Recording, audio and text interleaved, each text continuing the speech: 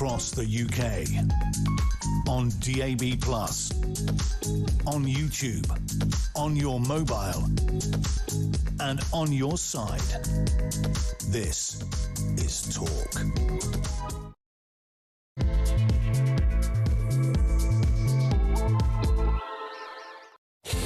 Good afternoon. Yes, welcome back. It is the home of common sense. Thank you to Duncan. Good to see him. He's back tomorrow here on Talk at 7 o'clock. Loads to come this afternoon.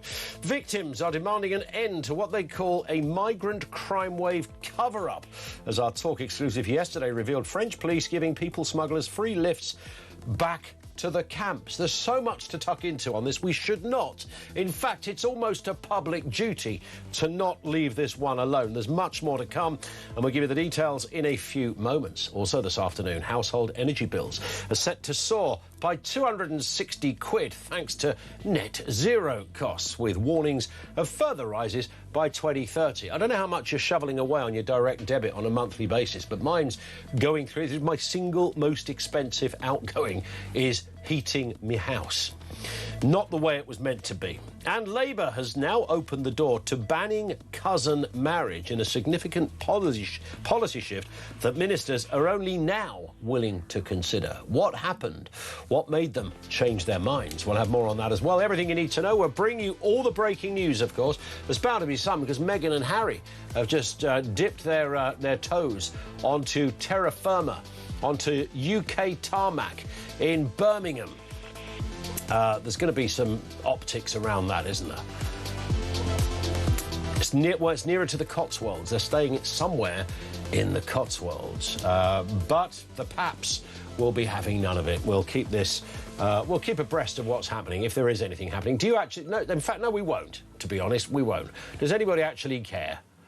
Does anybody? Am I the only person? I do not care about Meghan and Harry. I do not care at all. Not a gnat's backside, do I? Not at all. I don't care about Meghan and I do not care about Meghan and Harry. If they walked in this room, I'd say, get out. I don't care about Meghan and Harry. Can I put that any more emphatically? I do not care. I love Angela Levin, but I don't care about Meghan and Harry, all right? It doesn't keep me awake at night. I don't wake up in the morning going, I wonder what Megs is up to. Never, ever does it cross my mind. I don't give a hoot about Meghan and Harry. Also this afternoon, Meghan and Harry have arrived in the... No, we're not going to do that, OK? I promise you. Have we made that clear? So I've really set myself a bar now, haven't I? If anything happens and I've got, you know, if somebody, I don't know, a naked man streaks in front of their car, I'm going to have to report that. It could be Finn, our producer. He loves Meghan and Harry, by the way. There is a far more important business than Meghan and Harry. Where does this story end? I'm talking about immigration here. That's the question nobody in power seems remotely prepared to answer. Our own Prime Minister, think about this. I know he's not been there long, but long enough, frankly, with enough stories going on. Our own Prime Minister has only made any reference to immigration once. We have to deal with the issue rather than play politics with the issue. Just deal with it head on, grip it, and then make the changes that will bring that reassurance to the public. The public don't like the idea that the border looks like it's not controlled. We need to bring back that control, but also we need to offer support for people who genuinely need it. It's about changing the whole approach, and slowly but surely we are putting in place those building blocks of a very different approach to this issue. It's working, but there's more to be done. No, it isn't working, and yes, there is more to be done. Since 2018, over 200,000 people have crossed the Channel in small boats alone, but we do know that tens of thousands of others have been detected entering illegally by other routes and other means. And every year, every day, every week, every show, we discuss the boats, the hotels, the billions that are being spent, the pressure on housing and public services, but we rarely discuss the destination. What does Britain look like when this becomes permanent. And I don't mean what does it look like in terms of people of different backgrounds living in the same place. I'm talking about the overarching structure, when temporary accommodation becomes permanent settlement, when communities are expected to absorb rapid demographic change indefinitely. Social cohesion, absolutely crucial point in this discussion. Social cohesion isn't some nasty phrase to be whispered behind closed doors. It actually matters, it really does matter.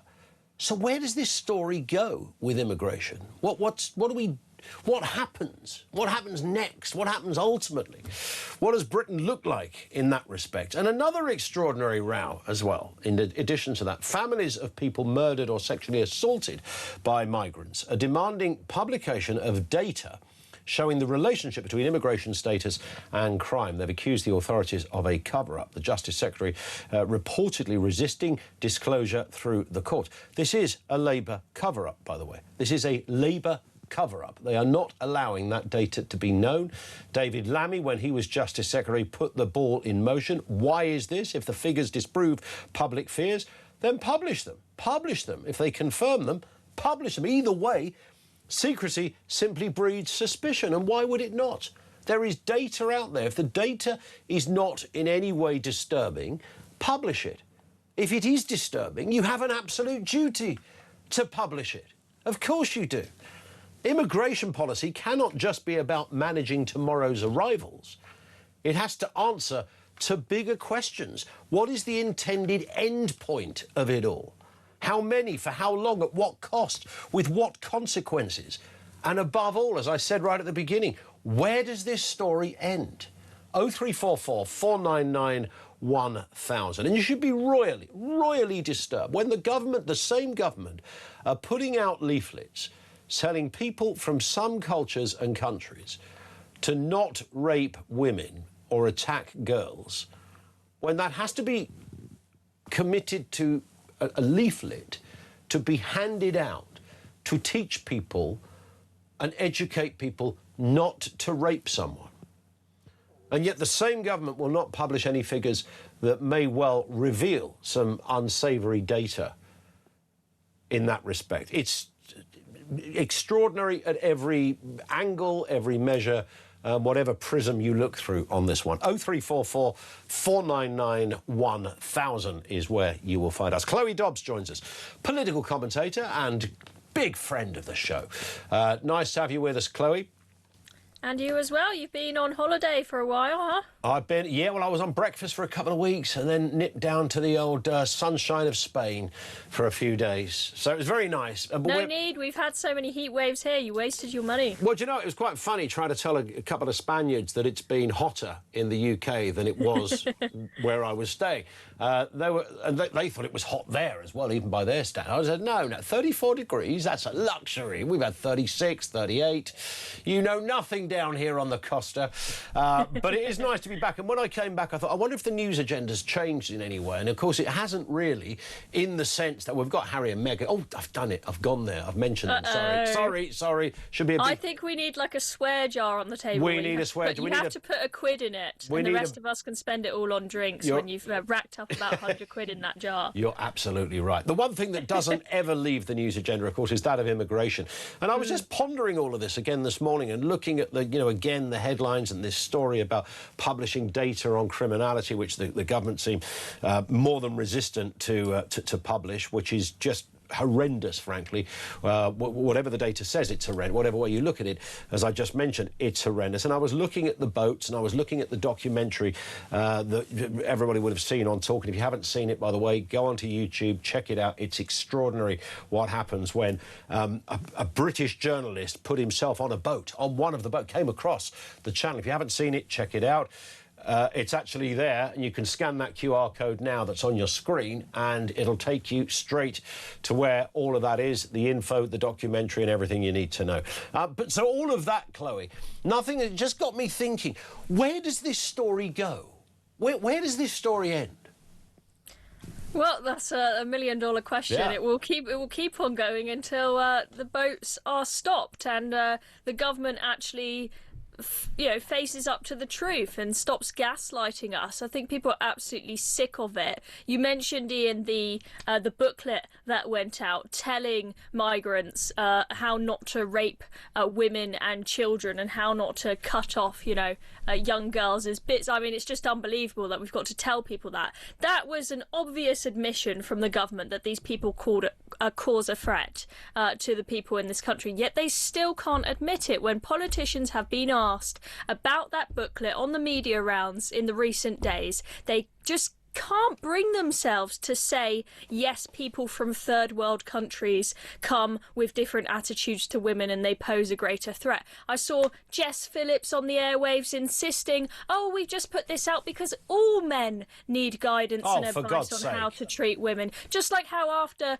when she nearly lost her election to one of these pro-Gaza independents, and she was being heckled and shouted at pretty rudely by Muslim men. She was then asked about that on the airwaves, and she just couldn't say it. She said, no, it was just because they were men. All men are like this. It's got nothing at all to do with their faith or their culture. They just can't admit it. And then on these migrant crime stats that we are absolutely begging to see, the Centre for Migration Control, they put in this FOI request a year ago, and they're still battling, and now they're going to have to go to court over this, right? The excuse that the Ministry of Justice gave whilst David Lammy was in charge, the excuse that they gave for not publishing this data was because, it will take too long, too much time and too much money to put the facts together.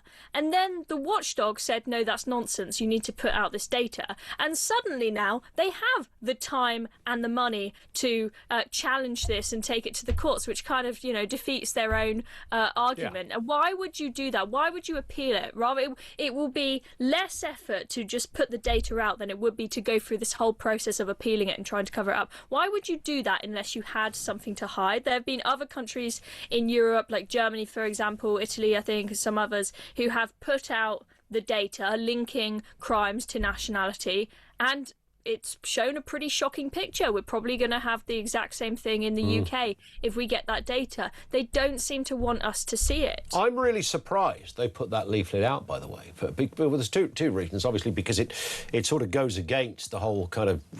Jess Phillips seemed to have her own wild interpretation of why it was there, understanding behaviours and expectations in the UK, a guide. I mean, goodness me. But somebody around the table might have suggested when this idea came up, maybe we shouldn't put this out because it's an admission.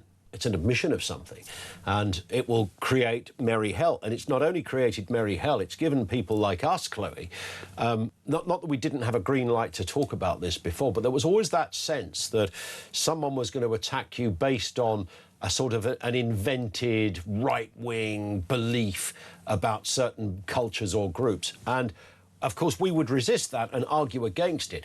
Once the government published that leaflet, all bets were off in that respect. Here we have the evidence that the government feels that the situation is so serious that they need to commit to a leaflet information about not raping people.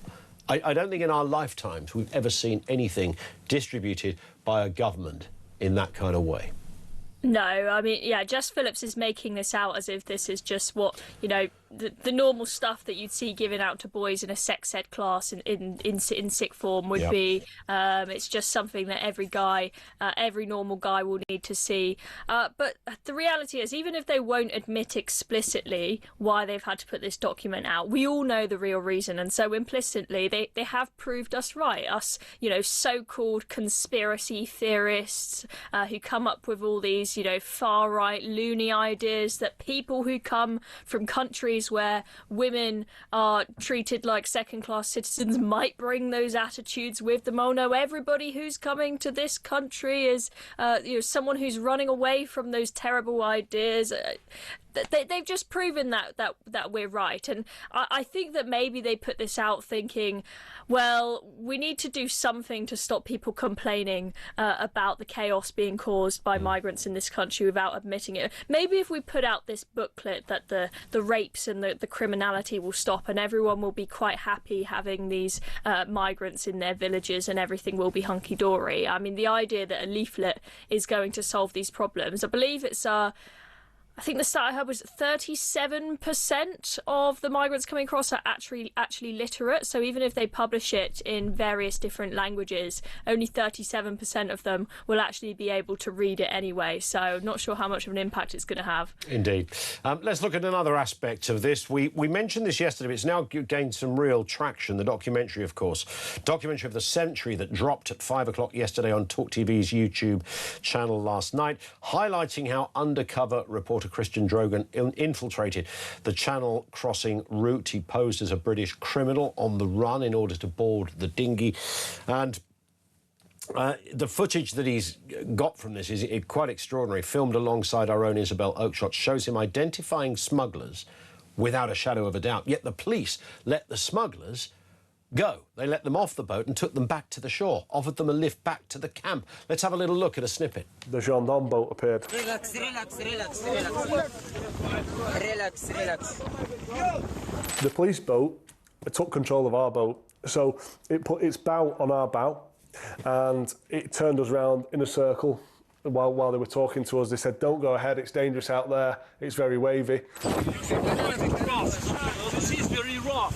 Here it's quiet. When you go wider, it's really dangerous. The sea is very rough. Okay, the best way today is to go back. So the police said that to us, you know, if anybody else wants to get off, get on our boat, we'll take you back. 4 smugglers, get on the gendarme boat, check for weapons, all okay, sit on the back, we'll take you back. The police, the gendarme, took the smugglers back to the shore. I mean, just when you think the story can't get any more unbelievable, that happens. Yeah, I was absolutely gobsmacked, and hats off to Christian Drogan for going and doing that, because that's a pretty terrifying thing to go and do. He was very much putting his life in danger to reveal the truth for us there. So brilliant exclusive that Isabel Oakeshott and him pulled off. Yep.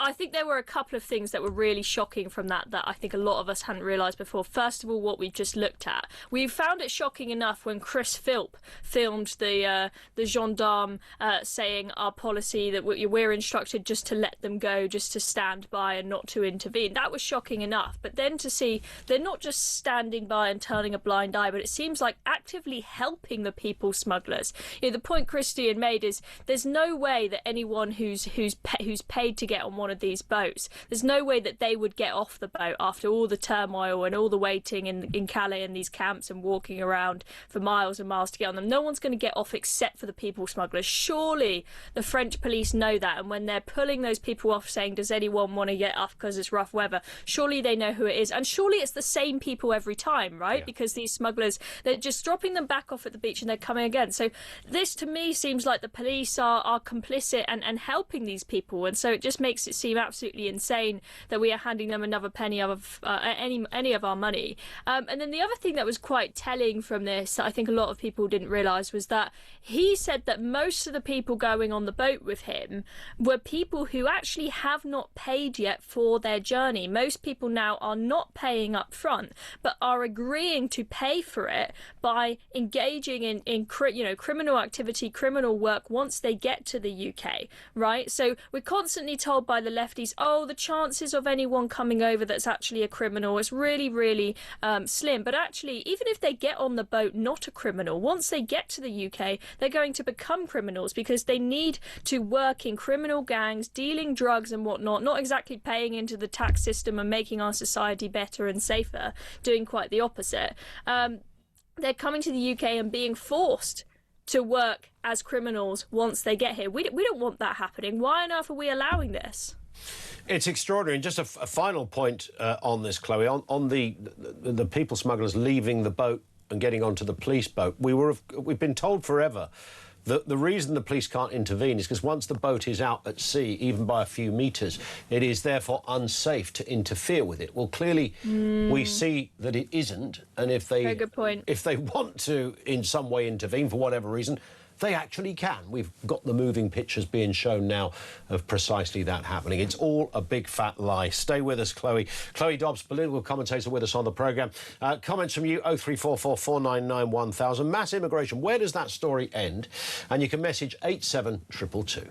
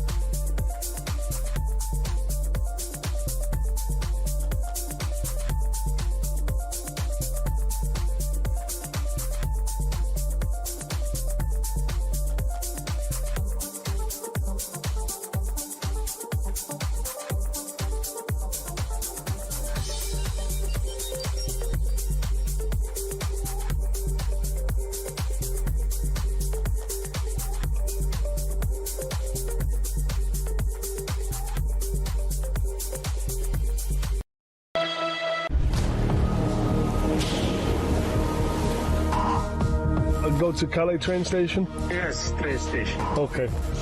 I was dipping. It was brutal. Come on, guys! Ready, full fans, go on!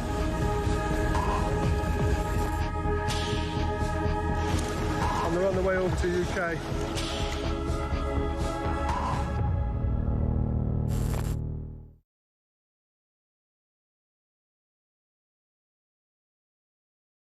Across the UK, on DAB+, on YouTube, on your mobile, and on your side. This is Talk.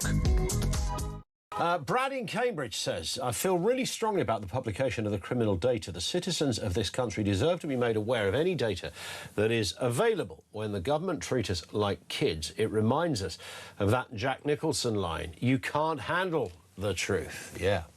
And it's absolutely patronising as well. Well put, Brad, and absolutely bang on. I feel equally as strongly about this. Of all the more you think about it, you think, hang on a second. There's data out there, but they won't publish it. Well, if there's nothing to see, then publish it. And if there is something to see, publish it. I mean, come on. I mean, we've had the leaflet. Bring us the data. Chloe Dobbs is with us, the political commentator. We're looking at the big stories of the day.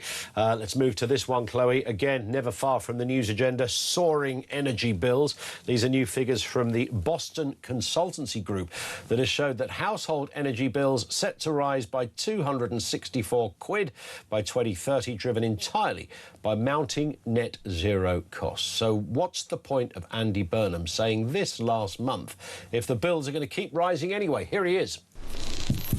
I'm cutting taxes on your energy bills. I've said it, Westminster isn't working for people. I know too many families are struggling. It's not good enough. I know we need to give people more breathing space. This is a start. It will save tens of millions of households money, but there's more we can do. Let's bring back hope, everybody. That's what we're starting to do.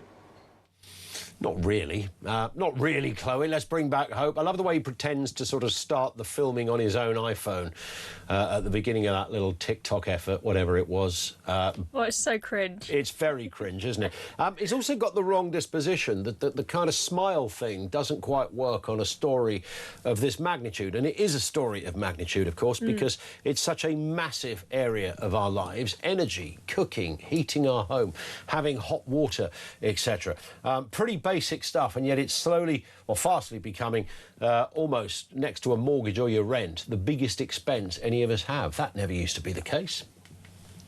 Yeah, it's we've just been gaslit by the government. We've just been talking about how they're constantly gaslighting us when it comes to the migrant stats and the threat that they pose. It's the same with net zero. They keep on telling us this will make your lives, well, your expenses are going to come down, your energy bills are going to come down by 300 quid. No, they're not. They're going to go up by 300 quid by, nearly 300 quid by the end of the decade, rather than down by 300 quid. There was another think tank that did a report recently saying if we decided to make our energy policy one of aiming not at net zero but aiming at making energy as cheap as possible, so that would involve bringing in quite a lot of nuclear, for example, we would still be moving away from typical fossil fuels, that our energy bills would come down by about 300 quid. That's the way you achieve that pledge that Ed Miliband was so proud of some time ago, but doesn't seem to get mentioned anymore. And look, Andy Burnham has put this sticking plaster on, saying he's going to cut the tax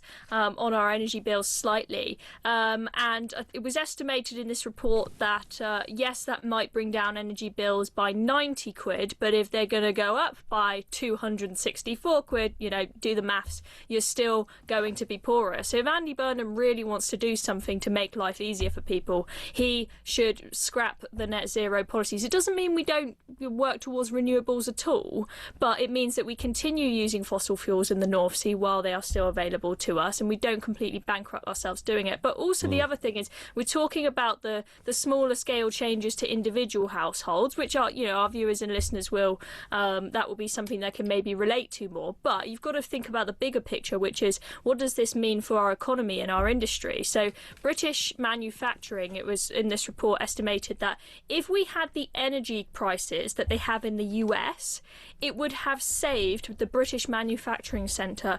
11.4 billion quid in a year. Right, how on earth can we be competitive with other countries selling goods if it's costing us astronomically more to produce them, right? And if our businesses don't grow, that means that there are fewer jobs for people.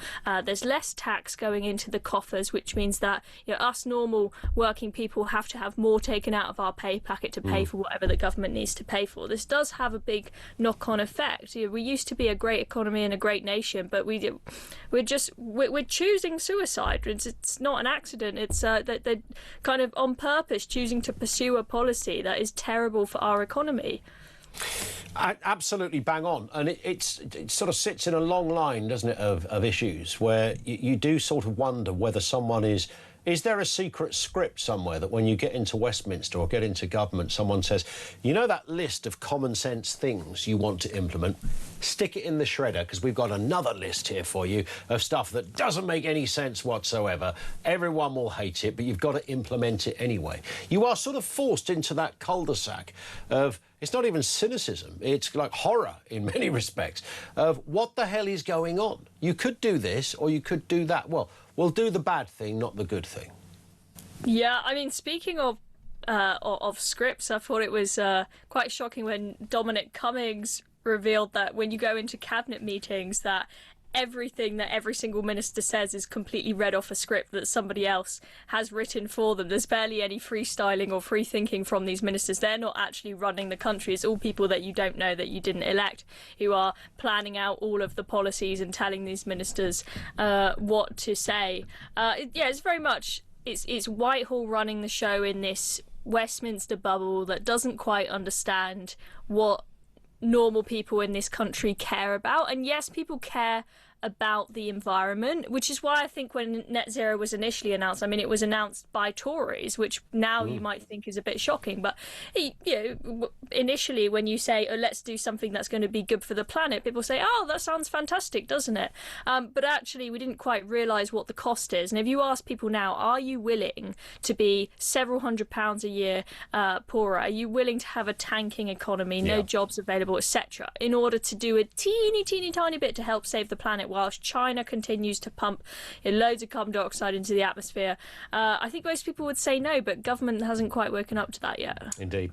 And also this, the IPPR, which is my favourite acronym, IPF, which I think stands for the Independent, the Institute for Public Policy Research. They've urged Andy Burnham to introduce national insurance on pensioners' incomes, protecting workers from further tax rises. Ben Ansell, who's an Oxford professor and report author, warned that Britain cannot meet its fiscal challenges through workers alone. Then, of course, you get into the old debate about the triple lock and this kind of stuff. What do you sense with this? Because we can't just keep going for workers, right? But then pensioners have also worked for having a state pension is not a benefit. You've literally paid it throughout your entire life. Yeah, look, I think, of course, they're going to advise that if Labour go for anybody to try and squeeze more tax out of them, they'll go for the people who typically don't vote Labour, because you're not losing any votes there. If they're already voting Tory and Reform, they think, oh, well, why not go after them?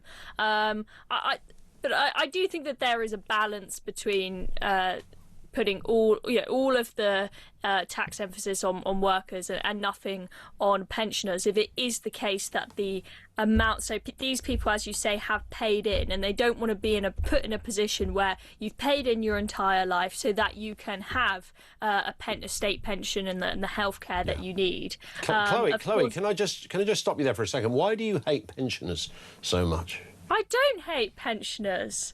But what made you suggest that? What is it about old people that you pathologically can't stand?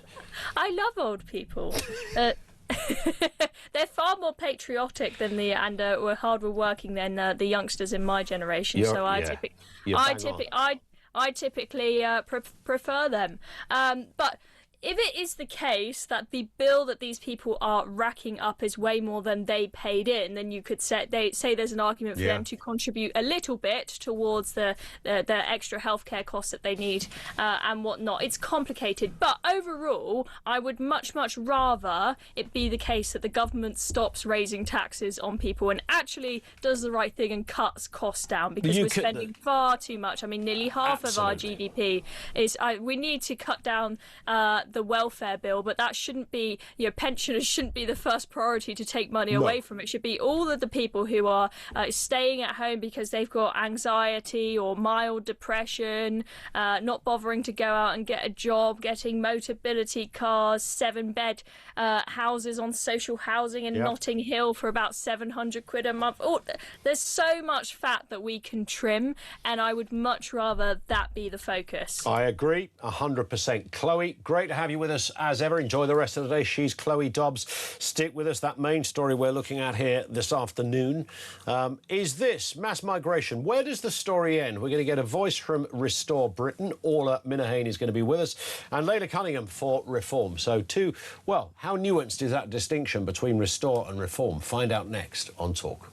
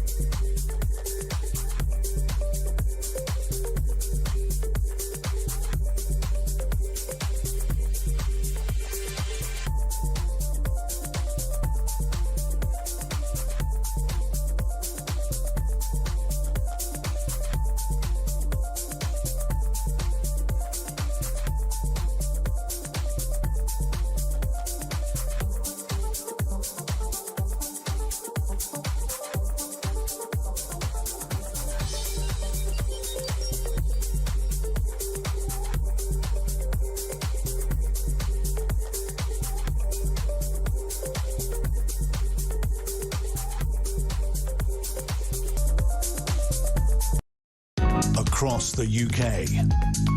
On DAB+, on YouTube, on your mobile, and on your side.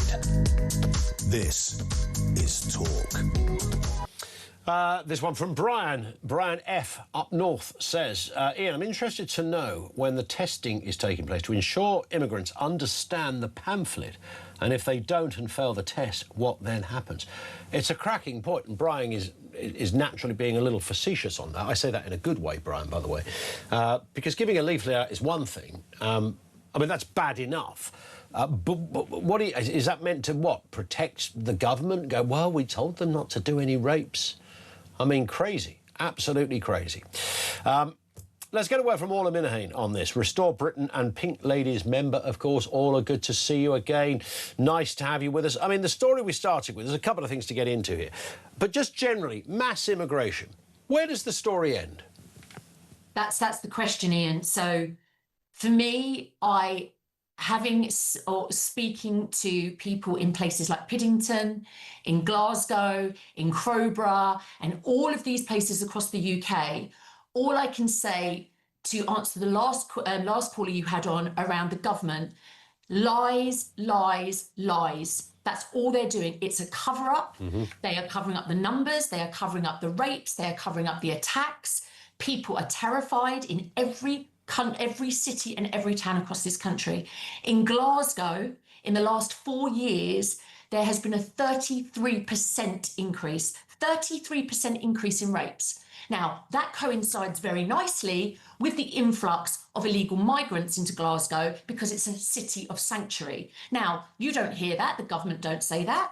As far as they're concerned, everything's great in Glasgow.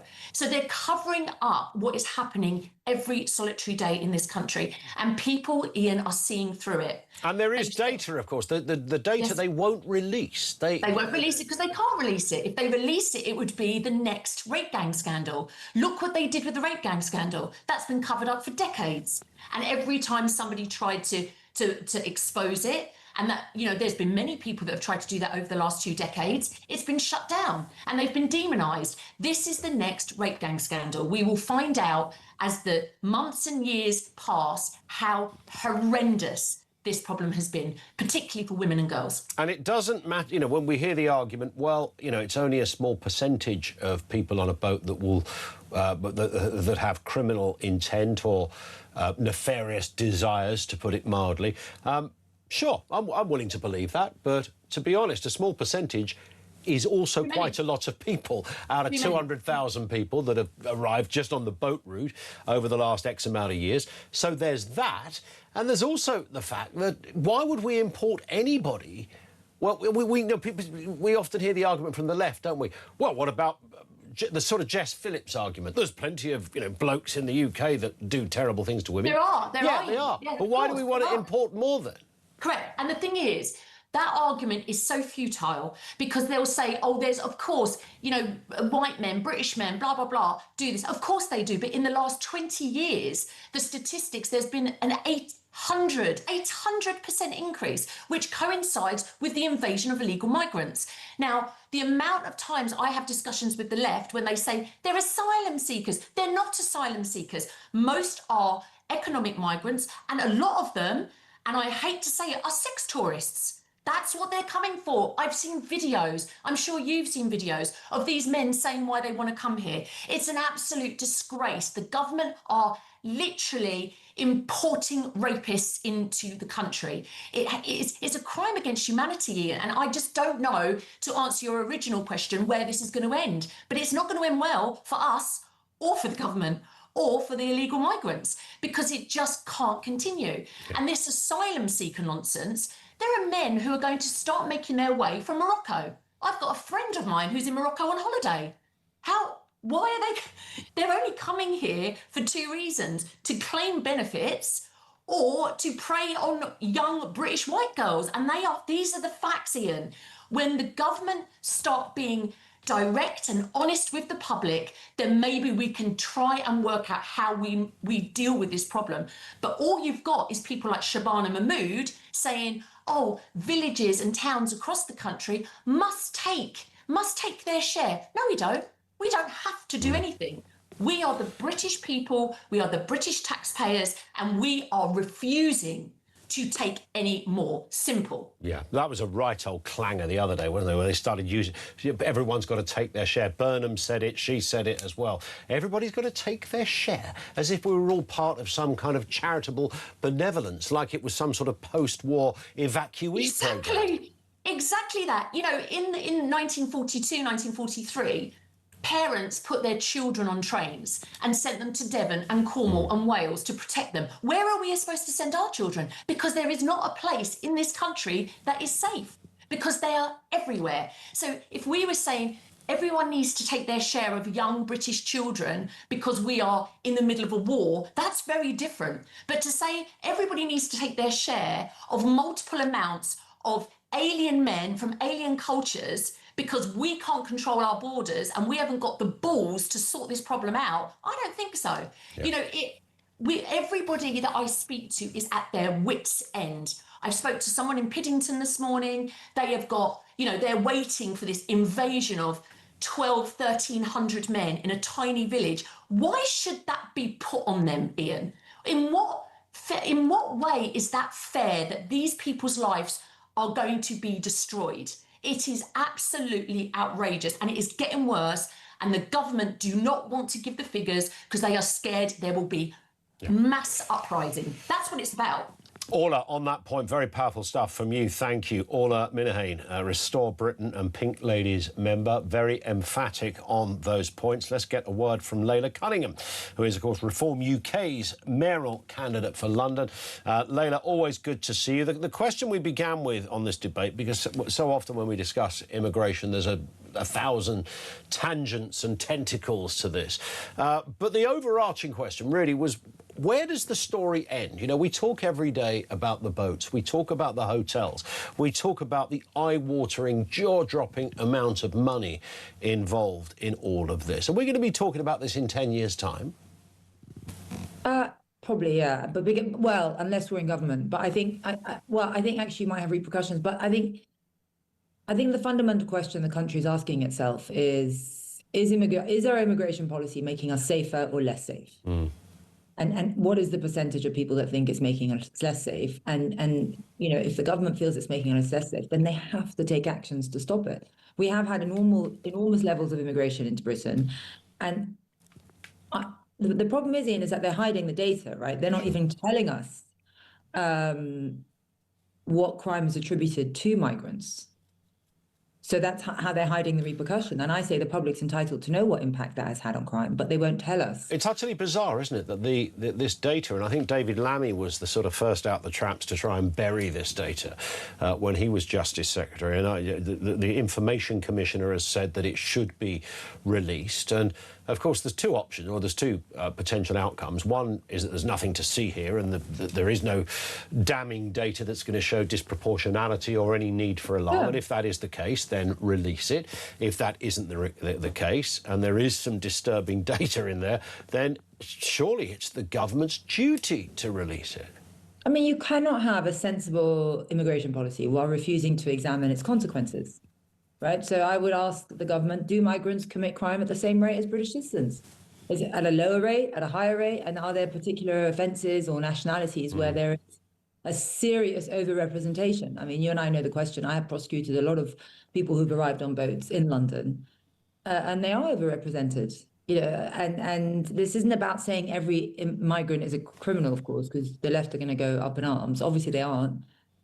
But it's asking whether whether we're importing additional crime into Britain, what kind of crime and at what scale.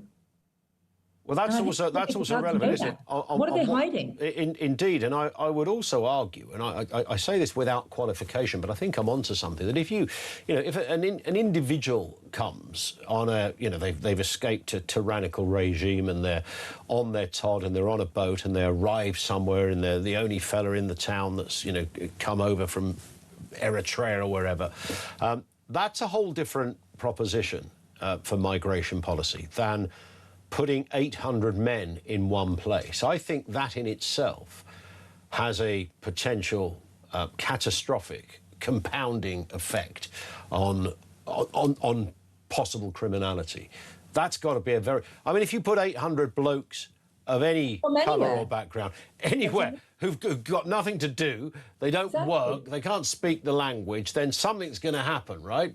In whatever form it takes. I mean, the devil makes work for idle hands. You know, they're just going to be sitting around, and then you compound. You know, you on top of all that, they're giving. They obviously know. The government obviously knows that these migrants present a massive risk to women and girls because of the leaflets we saw last week telling them that you can't rape women and you can't have sex with children. And it's remarkable that they see that, they know the risk, and they're like, you know what? We're just going to take the risk on the chin, and we're going to put 300 of those potential rapists in a town all together and just kind of like pretend nothing's happened. It is remarkable. Yeah, it is remarkable. Is it only a reform government that will do something about this? Well, I mean, listen, this has been growing, and in my opinion, we didn't create this issue. We're offering a solution. The Conservatives created the problem. Labour are compounding it and expanding it.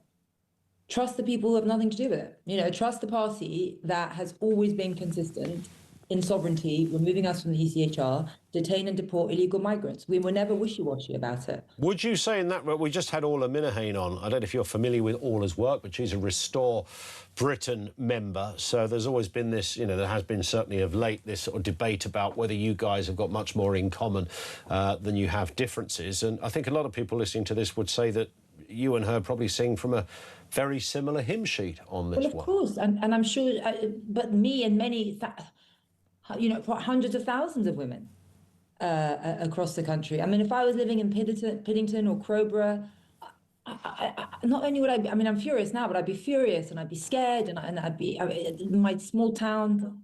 And I'm sure Orla and many people who support Restore and many people across the country feel the same way. I don't think it's a left or right issue. I think it's, number one, a national security issue. We know that stuff that are coming over are part of IRGC.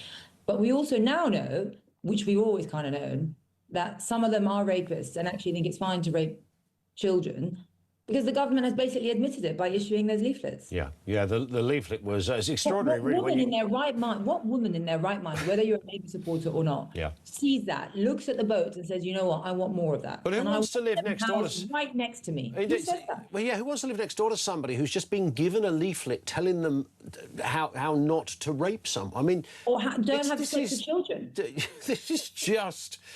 It's in another stratosphere of insanity, and if it wasn't so dark and disturbing, it would just be satire.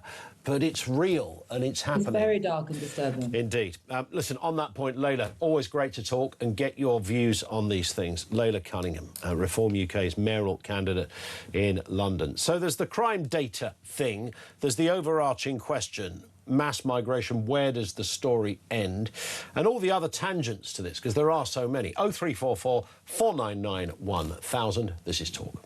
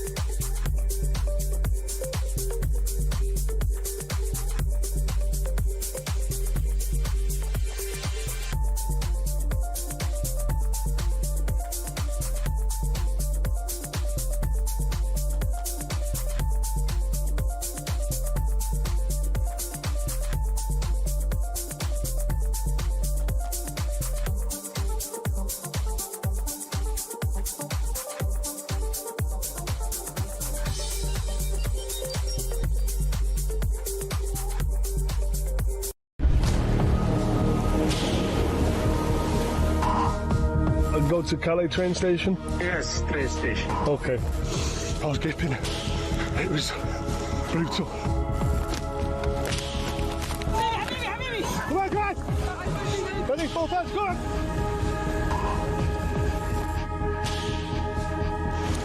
And we're on the way over to UK.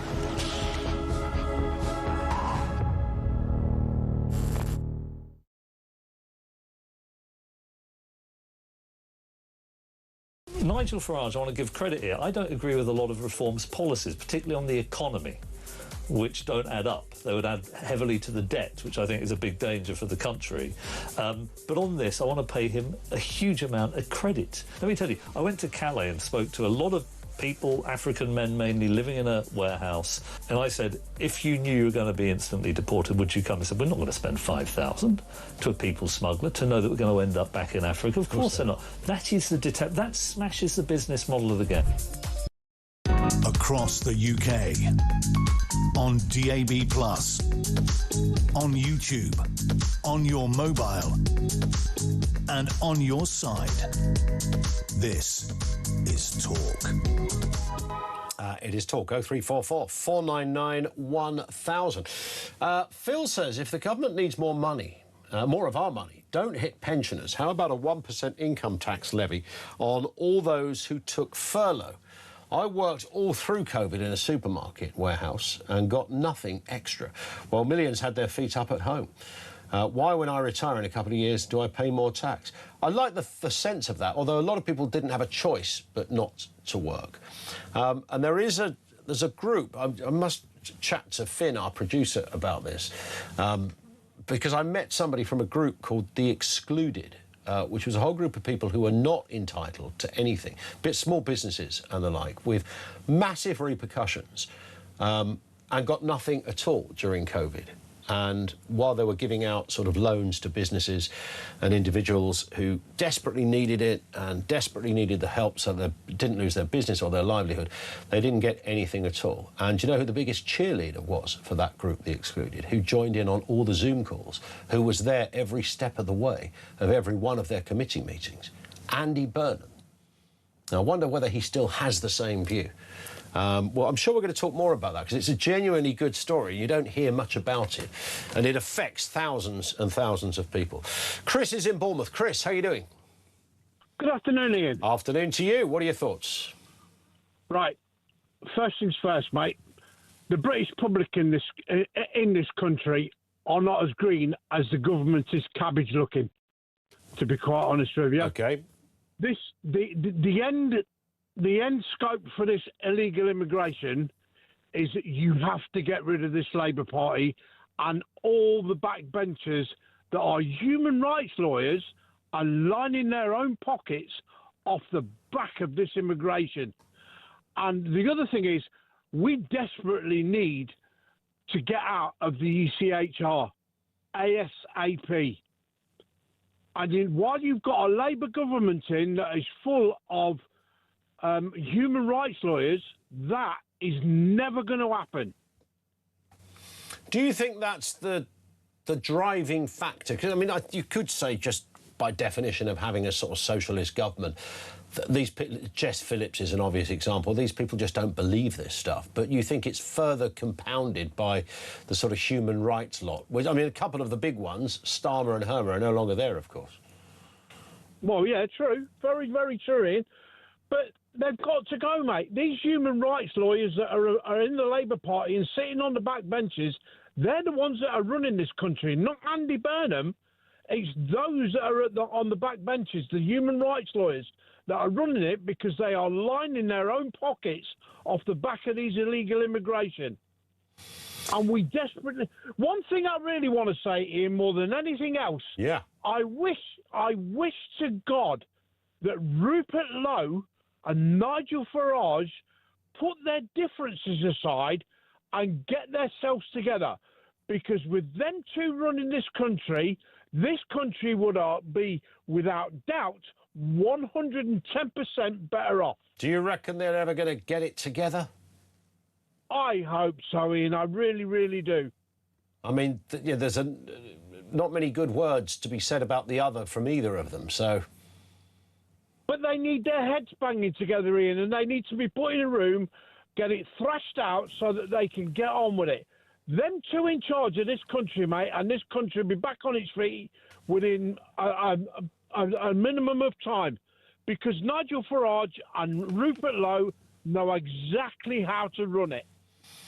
On that point, Chris, powerful call. Thank you, mate, for that. Great to talk. Chris in Bournemouth. This comes in from Carl, who says, Restore Britain cannot win, so they are a wasted vote. Only reform can get illegals and rapists gone with a majority in Parliament. That is, probably in terms of numbers, that is true. It would be extraordinary if Restore could single-handedly win a general election and a majority. But reform could. I know there's a bit of a question mark over whether it would be a commanding majority or whether they'd have to get into bed with the Conservatives or somebody like that. That's always a possibility. Would the Tories be malleable enough to change their tact when it comes to their views on immigration, though they've made very different noises in the last 6-7 months or so than they did previously? I think that would be fair. David in the Cotswolds says if they have to hand out a leaflet to someone from somewhere that treat women as subhuman, that says in England we only have sex with girls when they are over 16, but not if they are asleep or drunk. This is pretty bloody weird, says David. It marks a new low for this country, and the people, the political class, are letting in. It's a brilliant point. It's the obvious one to make, isn't it? I mean, if that's really what you have to do, we've got a problem on our hands. Norman's in Leicestershire. Norman, we've not got long, but I'm sure you can do it, sir. What are you thinking?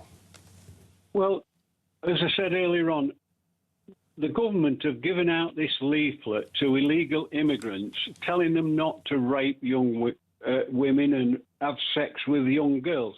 Now, in my book, that means that the government is guilty, and anybody that's raped by an immigrant in the future should be able to sue the government because they are totally responsible. I think there's something in that. I think a lawyer would absolutely take on that case on that basis. Yeah. The thing is, though, being as they are born in the country and they live here, they will not be able to get legal aid like the illegal immigrant would, which I think would put a damper on it unless you get a lawyer that's prepared to take on multiple cases, which there is, and there will be more. But as far as I'm concerned, the government are totally, and this includes the Tory government previous, totally guilty of just abandoning our young women and girls. And on that point, Norman, thank you. Very powerful point, Norman in Leicestershire. Let's get the news now. It's 2 o'clock.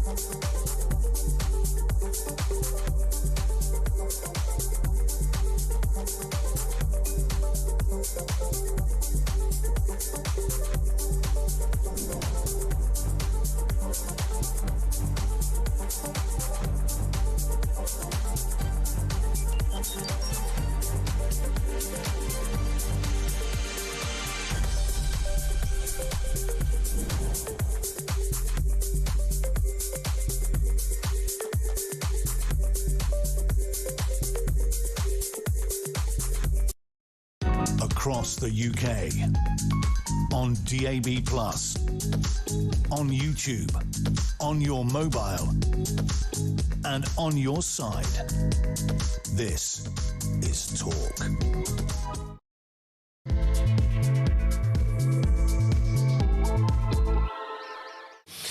It is Talk. Welcome back. Home of Common Sense. You know the drill. Loads to get through in this section. We are talking about victims demanding an end to what they call the migrant crime wave cover-up.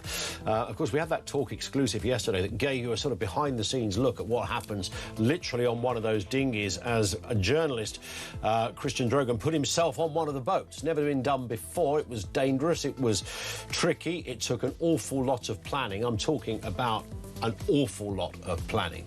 But he pulled it off, and it rather exposes and crystallises and keeps at the forefront the overarching issue of mass migration in this country. Where does the story end?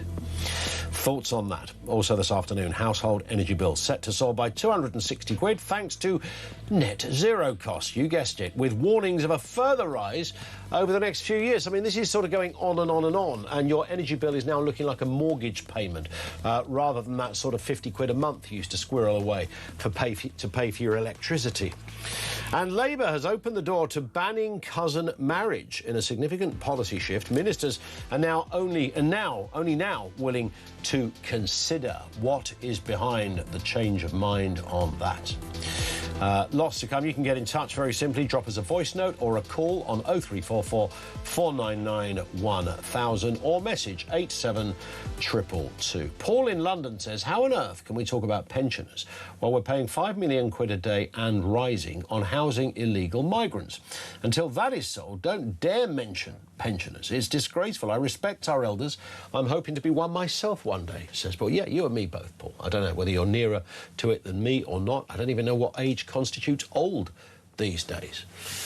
But you're absolutely bang on, and that's just one area. If you took net zero, an entire government department, God knows how many billions are being shoved into that, took migration hotels, plus the transportation bill, which is £500,000 quid a day as well, which we talked about yesterday, put all that together, throw in overspend on welfare, you would be looking, well, they probably have about 100 billion surplus. We'd be doing all right, yeah. But of course, this requires that thing called common sense and forward thinking, and that's often slightly absent with our current cohort of politicians. Now, let's go back to that story of energy. New figures from Boston Consulting Group show household energy bills set to rise by £264 by 2030. This is driven entirely by net zero costs. So what is the point of Andy Burnham only a month ago saying this if bills are going to keep rising anyway? Here he is. I'm cutting taxes on your energy bills. I've said it, Westminster isn't working for people. I know too many families are struggling. It's not good enough. I know we need to give people more breathing space. This is a start. It will save tens of millions of households money, but there's more we can do. Let's bring back hope, everybody. That's what we're starting to do. He actually said that with a smile on his face, as if this was a good thing. I mean, it's a terrible, terrible look for a Prime Minister. Let's bring back hope, everybody, like we're on some kind of spiritual journey together. Let's speak with Maurice Cousins, Campaign Director at Net Zero Watch. Sorry, can I apologise, firstly, Maurice? I had to put you through that 20 seconds of Andy Burnham patronising the nation. Yeah, I've got your back. Let's bring back some hope. I mean, this is a nonsense, isn't it? Whatever way you look at this, whatever way you angle it, it's a nonsense. It is. I mean, unfortunately, at the time when he announced that, everyone warned him that it wasn't going to be enough because the energy bills in this country are structurally high. So there are costs which are just permanently baked in, of which we have very little say or control over, because we have these mad wind and solar and other targets that mean that we have to accelerate the decarbonisation of our grid. And what we're replacing it with is with wind and solar. These are very inefficient ways of producing electricity. They're diffuse, so that they're sort of spread out and they're remote from where the demand actually is. So to make that power useful, it requires huge amounts of infrastructure investment, and that lands on our bills, and there's just no escaping that. So you can take VAT off here. You can move a few subsidies around, put it into general taxation.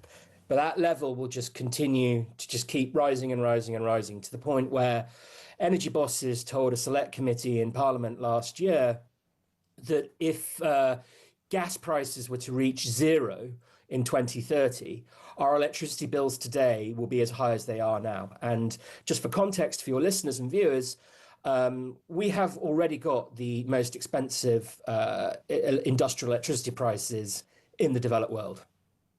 How have we ended, I mean, in a kind of short answer, if you can, I don't say that because we want to get rid of you, Morris, but just because it's such a complex issue. Yeah. How have we ended up here as distinct from other parts or similar economies? Well, I mean, the short answer is there's been a conspiracy of silence amongst our elites, you know, and in Parliament and the media, where people have just not wanted to be honest about the trade-offs that are involved with moving ahead with the transition to net zero.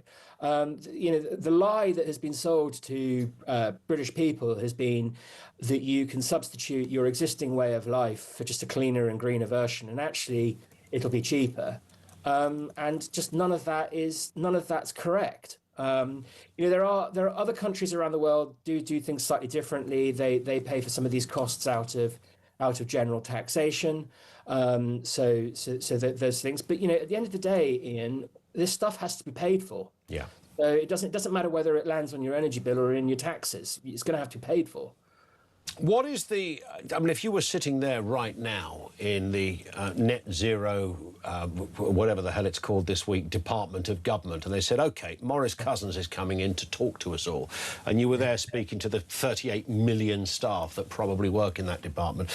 God knows where they were before that department was miraculously invented, but nonetheless, we know how it works.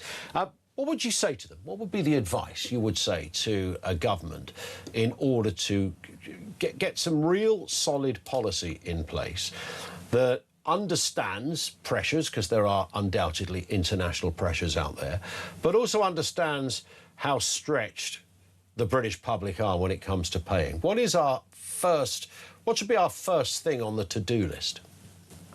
Well, I mean, there are no real easy answers, I'm afraid, Ian. This is the problem, that we have some of these things now just are baked in. And to actually turn the ship around is going to take quite a long time. Now, that's a pretty depressing message to hear, but that's just where we are. But there are things that we can and should do. So, I mean, last week, the Conservatives had announced their own policy package, which they estimated could save about £320 billion worth of energy costs over the next 20 years. Now that's an enormous figure, but that basically works out at about £500 per household every year for 20 years. Now that you have to caveat that a bit, and they've sort of said that there's further work that's required on that, but it's a very crude number. The other thing that we need to be doing is we need to have a more honest debate about the role of our own domestic resources. There's an awful lot of discussion about the North Sea. We're hearing talk about Jackdaw and Rosebank. Those things are not going to necessarily lower bills, but there are other fields in the North Sea that could be potentially explored. And the big whale, the big kahuna out there that we're not talking about is onshore oil and gas in the north of England, which we have banned essentially since 2019. And there's a huge, vast, untapped resource there that, when you speak to people in the industry, say could make us energy self-sufficient. And we haven't done that because of ideology. Do you sense, I mean, we know that they've started to talk about drilling in the North Sea, or continuing and exposing what is, you know, already there, which it shouldn't have taken a government, a change of leader, or goodness knows who else for this to happen. It's all common sense stuff. But taking it a step further, as you say, you know, when you talk about onshore and offshore and all the other elements to it, could we go further and start examining oil fields and natural resources that are underneath our own feet in all parts of the country? Well, look, I'm a firm believer that we have no choice really over this. If you believe that the world is becoming less safe, as I do, and I'm sure many of your listeners do, you know, we need to have as much control as we possibly can over our energy sources. Now, look, renewables have some role to play in this. I'm not saying that you should have absolutely no renewables on the grid at all. That would be silly.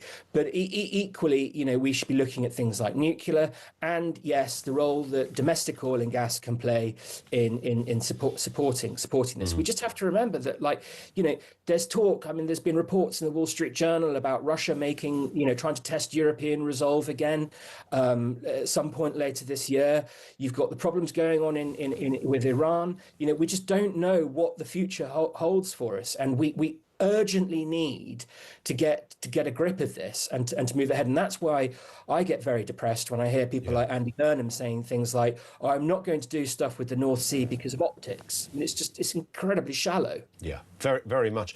I've got a big, long list of things, Maurice, that keep me awake at night. And I don't know, it's because once you sort of hit middle age, you get rather grumpy and start to think about stuff. And each day more gets added to that list. But right up there at the top is, you just touched on nuclear. And I keep thinking, if in 2010, David Cameron had a revolution and gone for nuclear in a meaningful way, whether it's seismically so, or the more satellite-based operation that you can do, we'd be sitting here today with complete energy independence, and that is enough to keep anybody awake. There's certainly some truth in that. I mean, but this has been an issue since the 1990s. I mean, Margaret Thatcher, she accepted that climate change was real and that something needed to be done. And towards the end of her premiership, if you read her autobiography, she said that the answer to that was nuclear power. And towards the end of her premiership in the late 1980s, early 1990s, she had said that she wanted to be building a nuclear power station every year for a decade. And if you imagine if they had done that, we would be in a vastly different situation than we are now. Of course, there was the dash for gas, and that will be a reason why that didn't happen. But you are right. There have been other opportunities to do this, and politicians from really like Tony Blair, David Cameron onwards, they just didn't get to grips with this, and we are living with the consequences of it. And that's why your energy bills are high. It's why we're exposed, and it's why we are vulnerable to world events. Did they just ignore it because they thought it doesn't really make the top 10 of the government to-do list, and at the moment everything's fine, and that would be okay if it wasn't for the fact that governments literally pay people very impressive double or triple six-figure salaries in order to come up with, future projections, possibilities, scenarios that might exist. There will be somebody sitting in government who was probably saying to all of those leaders back then, look, you only need one card in the house to fall. Iran, wherever, and everything's going to go wrong for us because we don't have independence. The nuclear we do have is mostly owned by the French, and, we're in a very perilous position. Somebody must have said that. Was it just not politically expedient to do something when there wasn't a kind of... Do governments really just have to wait for an outcry before they react, I suppose? I think it's just a mix of sort of complacency and, candidly, I think a bit of ideology has played a role in this. I mean, I am firmly of the view that green ideology has warped our understanding of energy. But there's other ideologies as well. I think that there's been an ideology that has gripped our political class now for several decades that just thought the world would just be peaceful and we didn't need to worry about these sorts of things. We've not needed to think about how we create and exercise hard power, of which energy is a subset of that, by the way. And I just think that people have thought, well, this is someone else's problem. They'll deal with it. There's no real great sense of urgency. There are other things that we can do. And actually, we can make ourselves look green and cuddly, and that we're saving polar bears and hugging huskies like David Cameron did in the early 2000s. Yeah. And nobody actually thought, well, hang on a minute, what happens if history does return and we do get people like dictators like Vladimir Putin and others that decide to annex other countries and start wars and use energy as a weapon, and we end up being exposed? What happens then? And I'm afraid that's what's happened. The nightmarish scenario has come about, and for me it's a real tragedy, because there are families in this country that are struggling to pay their energy bills, and the cost of living is continuing to rise. And as far as I'm concerned, it wasn't all avoidable, but I think a large part of the spike in energy prices and inflation that we've seen, we could have prevented the levels that we have seen in recent years. On this point, Maurice, great to have you with us. Thank you. Maurice Cousins, he's campaign director at Net Zero Watch. Thank you to him. Your thoughts on this? It is astronomical, the right. When you look, by the way, and I can't be the only person who had this happen to them, because in the summer, we had this incredibly stonkingly hot summer. So nothing, apart from that aircon unit that was fired up like a beast. I mean, that's obviously going to really suck out some juice from the plugs, right? That's going to give you some jip on your energy bill. I get that. But you're not putting any heating on. You're not in any way using what you would use in a winter. But it was at that time when the energy company got in touch going, oh, your bill's going up. And you think, going up? We haven't used anything, mate. We really haven't used anything. In fact, even eating, you tended to eat sort of colder meals rather than hotter ones because it's hot. It was like 34 degrees at 7 o'clock at night. You don't want to stick a roast in the oven on a day like that. And yet it's going up. So even in the good times, I know the price cap thing kicked in, and so that's a projection of what was going to happen. So I was told to adjust my standing order by another 20 quid a month. So there was that, and then there's going to be another one of those coming, I think, in January, so it's going to go up again. And you think, this is quite literally, this is more than my council tax that I pay now in energy. I'm not alone in that. I'm interested in how much of all the household outgoings you have, is that the one that's really killing the finances in your place? 0344 499 1000. We'll be back with some comments from you on all of this. And the big question on mass immigration, where does the story end? Details coming up from you in a couple of moments' time. This is Talk.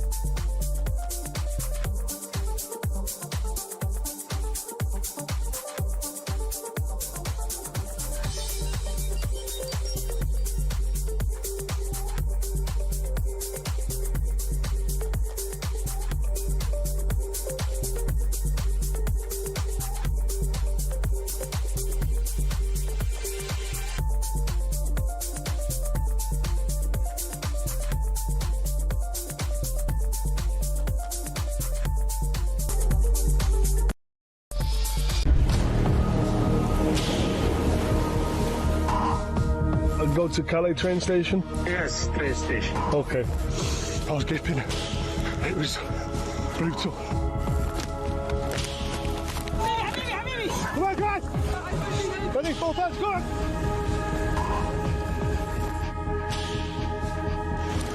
And they're on the way over to UK.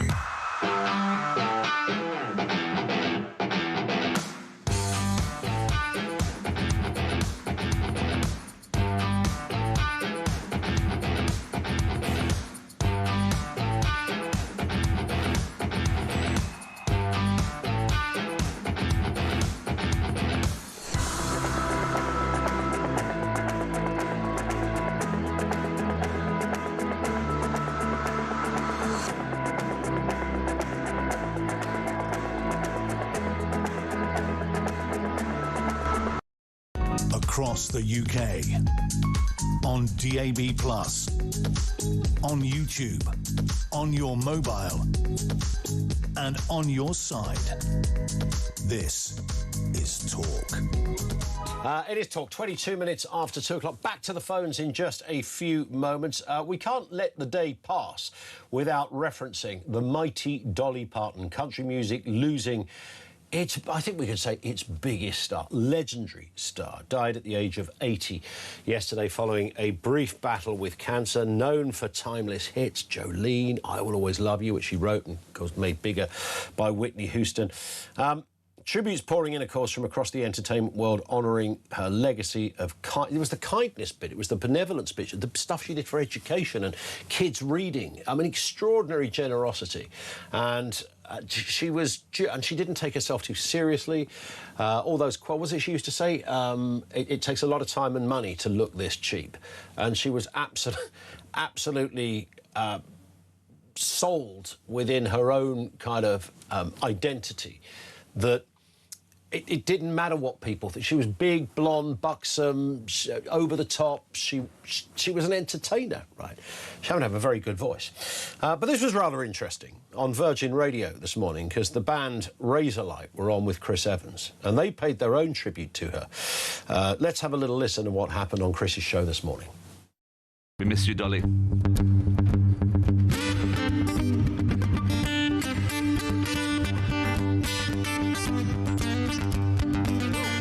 Working 9 to 5. I'll tell you what, they didn't plan to do that. They just were booked to come in on the show, on the breakfast show, and I thought, yeah, I reckon you could release that. By the way, I thought that was a bit of a version. There was something going on there, right? And everybody will have their own thoughts of Dolly Parton. I never met Dolly Parton, never interviewed Dolly Parton. I always thought, I remember, I think when she was on Chris Evans a while back. I don't know if it was here or elsewhere, but I remember everywhere she was just the perfect guest. And every time anybody spoke about when they had Dolly Parton on the show, whether it was Alex Jones on the One Show or Chris Evans talking about it, everyone just had the same story about this just beautiful human being whose life was a struggle to begin with, one of 12 kids. I think the guy that delivered her as a baby was given a sack of corn as a thank you or as a fee for doing. I mean, it was proper poverty stuff. But she was on Talk in 2019 with Alexis Conrad. I didn't know she was on with Alexis. That's extraordinary. I had no idea she was on this station. That was in 2019. Man alive. Yeah, just wonderful. And I mean, what a career. You live to 80, you think, you always think someone like Dolly Parton's maybe got, she's got the 100 written all over her, but that didn't happen. But what she crammed into 80 years was more like 200 in most people's worlds. She'll be sadly missed, of course, but her legacy is there for everyone to see. 0344 499 1000. James is in Staffordshire, not on Dolly Parton, James, but on migration, which is almost as important.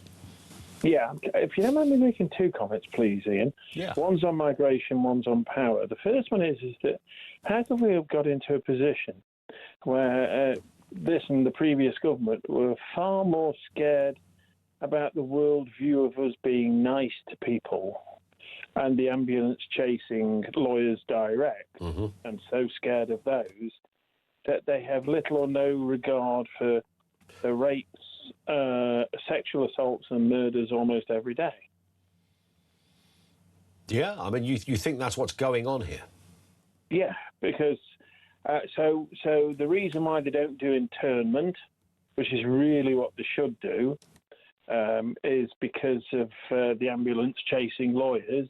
And the reason why they scrapped the "you will never gain citizenship in this country" is because, we don't need to look like Donald Trump. Yeah, I mean, it's probably all of those things, right? All at play. The other reason they wouldn't do internment, of course, is because they wouldn't have places to put anyone. There are plenty of islands in Scotland, and there's... if you did it that way, rather than sort of prisons, if you actually said, right, like, as they did in Australia, you actually create an entire base for this sole purpose. You're absolutely right. shipping containers, bunk beds, this, that, and the other. The UNHCR uses tents.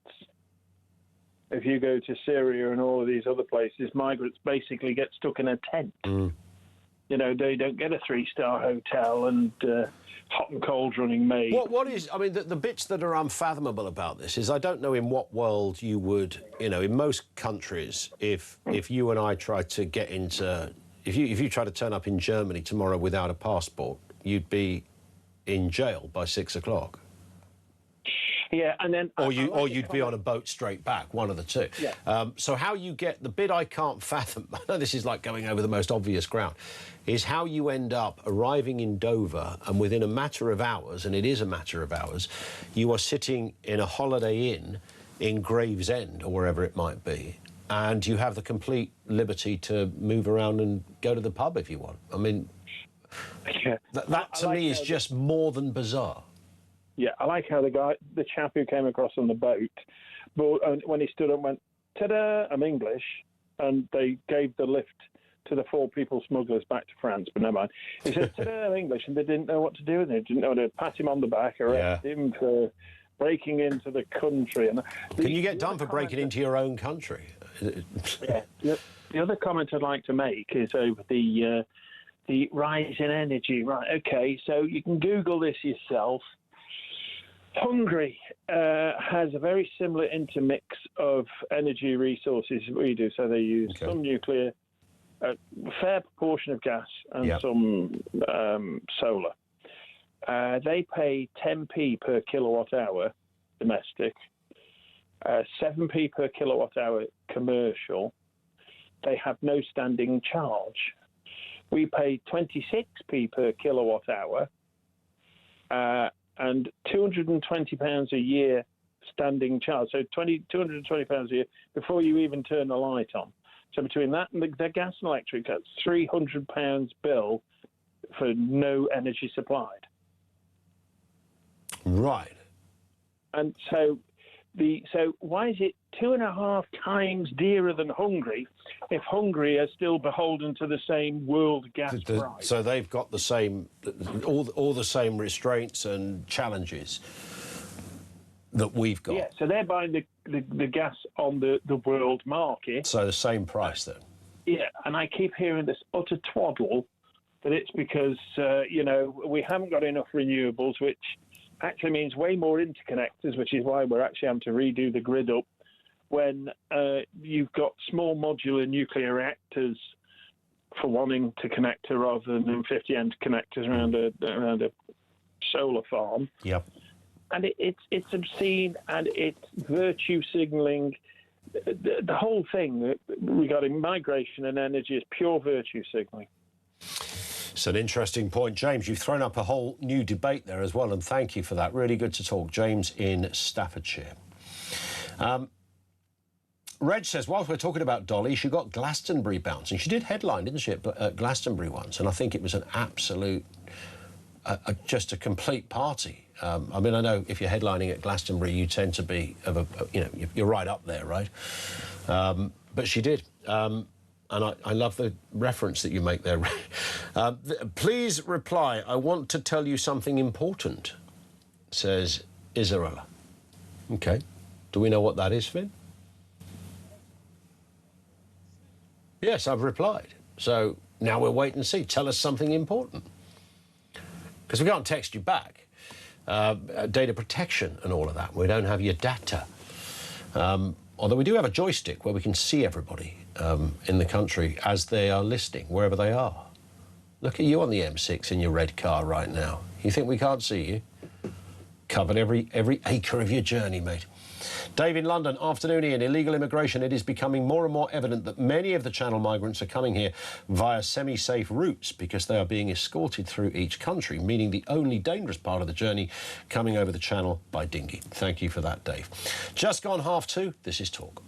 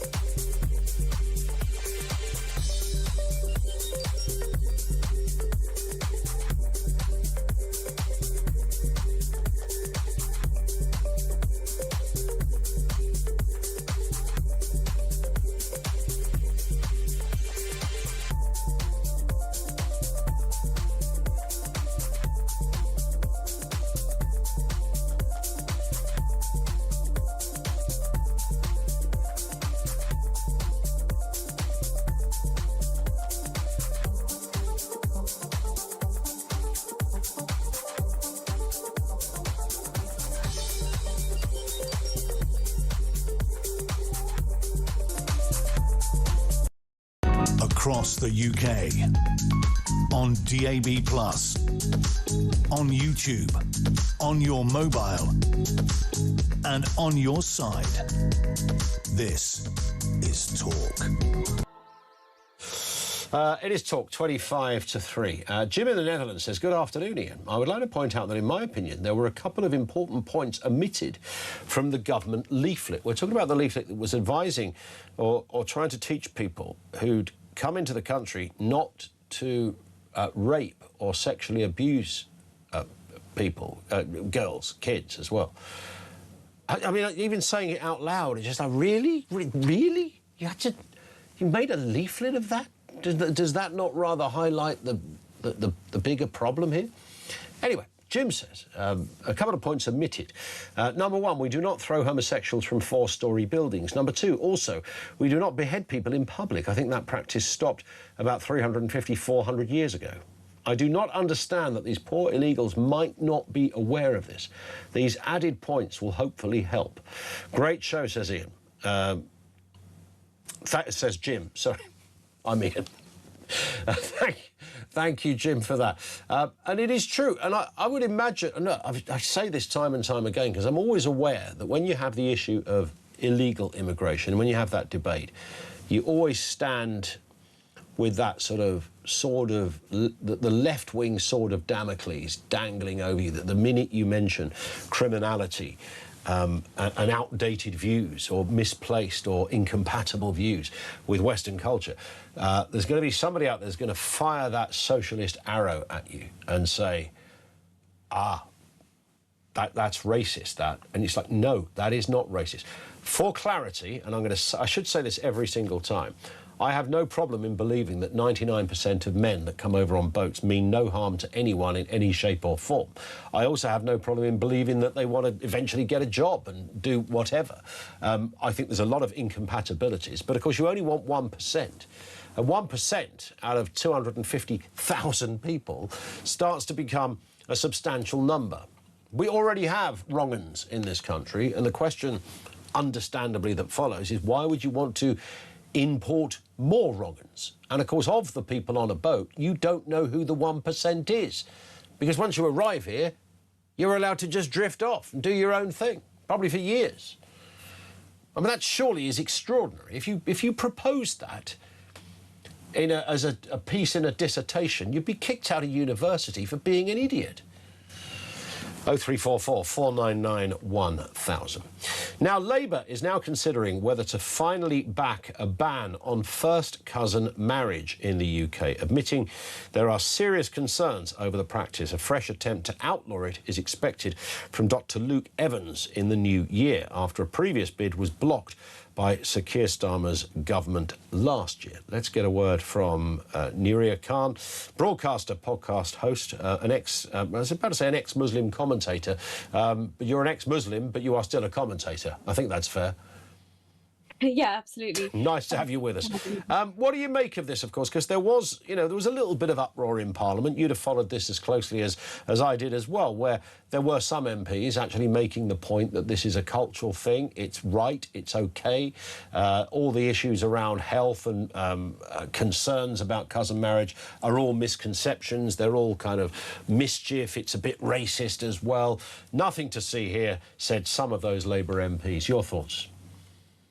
Yeah, I mean, so this is an issue that has been prevalent and been discussed for years, actually. And MP Richard Holden himself had brought this up in the past in terms of trying to legislate it on public health grounds. And what we do see is any time, because obviously this is, when we're talking about cousin marriage, it specifically relates to the British Pakistani community predominantly in this country, and also the Irish traveller community. But when you look at things like Born in Bradford, because it's got this hyper racialized element to it, as well as, I'd like to add, because it's permissible in Islam, I think that adds an extra layer of taboo to this topic. We see that politicians have managed to neutralize it every time it is brought up in Parliament.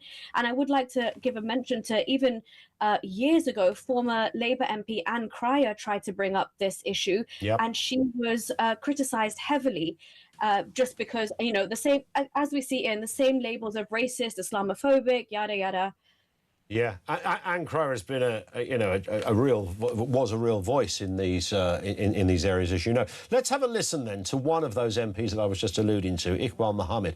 He's now an independent MP who's calling for first cousin marriage to continue to be allowed. This was him speaking a few months ago in the House of Commons. We should try to step into the shoes of those who perhaps are not from the same culture as ours, to better understand why the practice continues to be so widespread. An estimated 35 to 50% of all sub-Saharan African populations either prefer or accept cousin marriages, and it is extremely common in the Middle East and in South Asia.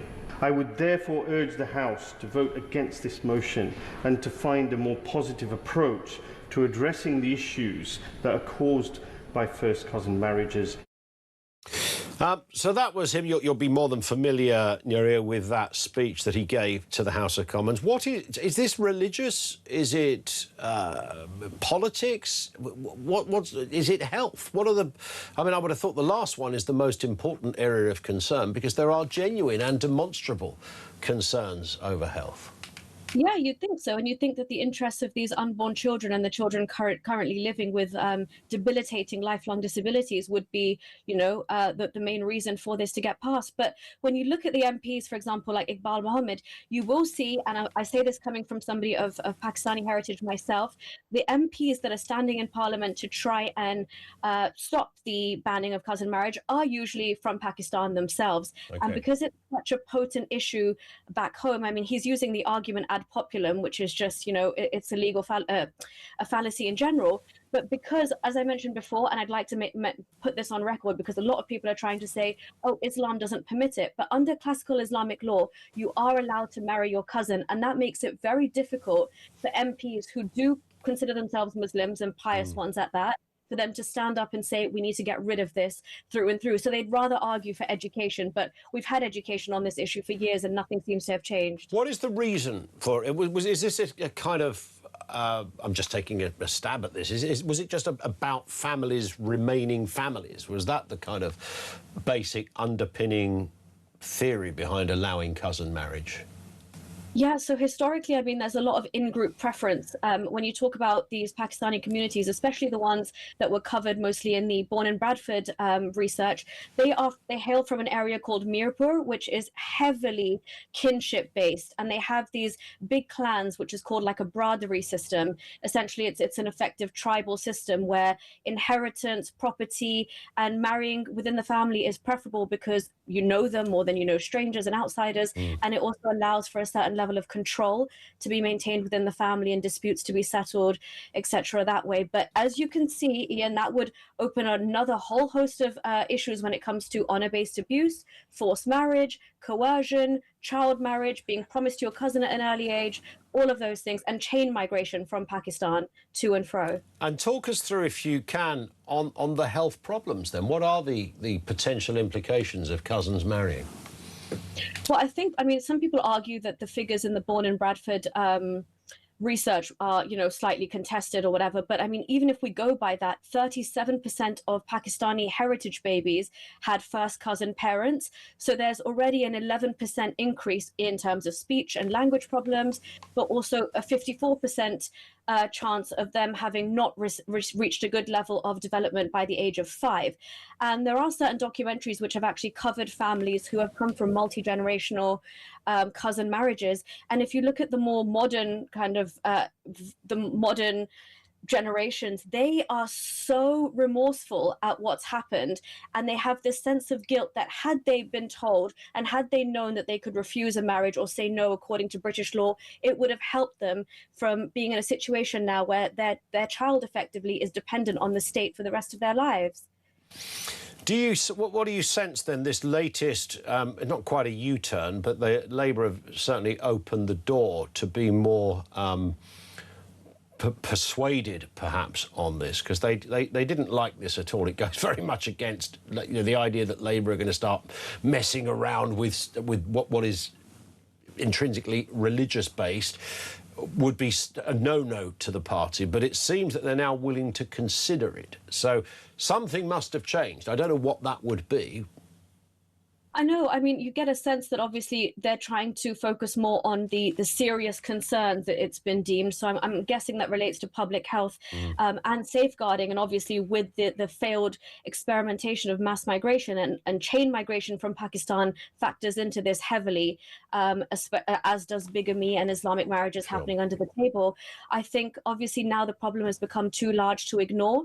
But as you mentioned rightly, it is political dynamite in the sense that because there is an Islamic element to it as well, is it going to be so politically toxic that Labour won't go the full mile just because they're trying to win back some of those lost Muslim votes that they rely so heavily on? Indeed. Niraya, on that point, thank you very much for coming on with us. Really good to have you on, and we will speak again. I know Niraya Khan, broadcaster and podcast host. She's an ex-Muslim, a commentator on that particular area as well. She's spoken many times on that issue of cousin marriage and the debate. It is not just an Islamic question. There are other groups, sometimes social groups, that also cousin marriage has been, fairly set, not compulsive, but central to their cultures. Thoughts on that? One from Gary. I totally agree with the guy who suggested a tax surge on those who received furlough. I was saying the same thing back during COVID. Those people who had the help when they needed it, now it's their turn to help the country. It's a difficult one, isn't it? Because I genuinely don't know what I think about that, because most of the people, I mean, of course, there were people who quite enjoyed being able to sit down and lay on the sofa all day and get paid, what was it, 80% of your cash. But, of course, they would say, well, it wasn't we didn't choose to do that. We had literally no choice. And the government literally had no choice than to have 3 million extra people in the economy, but starving, can't feed their family. So it was so unprecedented. But I know what Gary is saying. My sense is that it wouldn't raise as much money as you would raise by stopping asylum hotels, or the extraordinary bill for elements of net zero, or the craziness of all other components within the welfare system. I don't know, but I stand to be and prepared to be convinced. 0344 499 1000.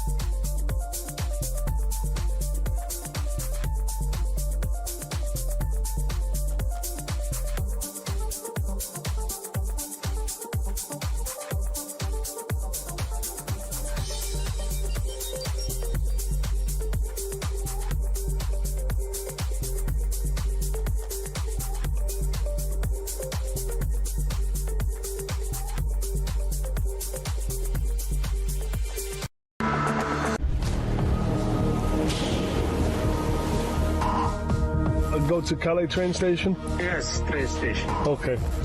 I was dipping. It was brutal. Come on, guys! Ready, full fence, go on!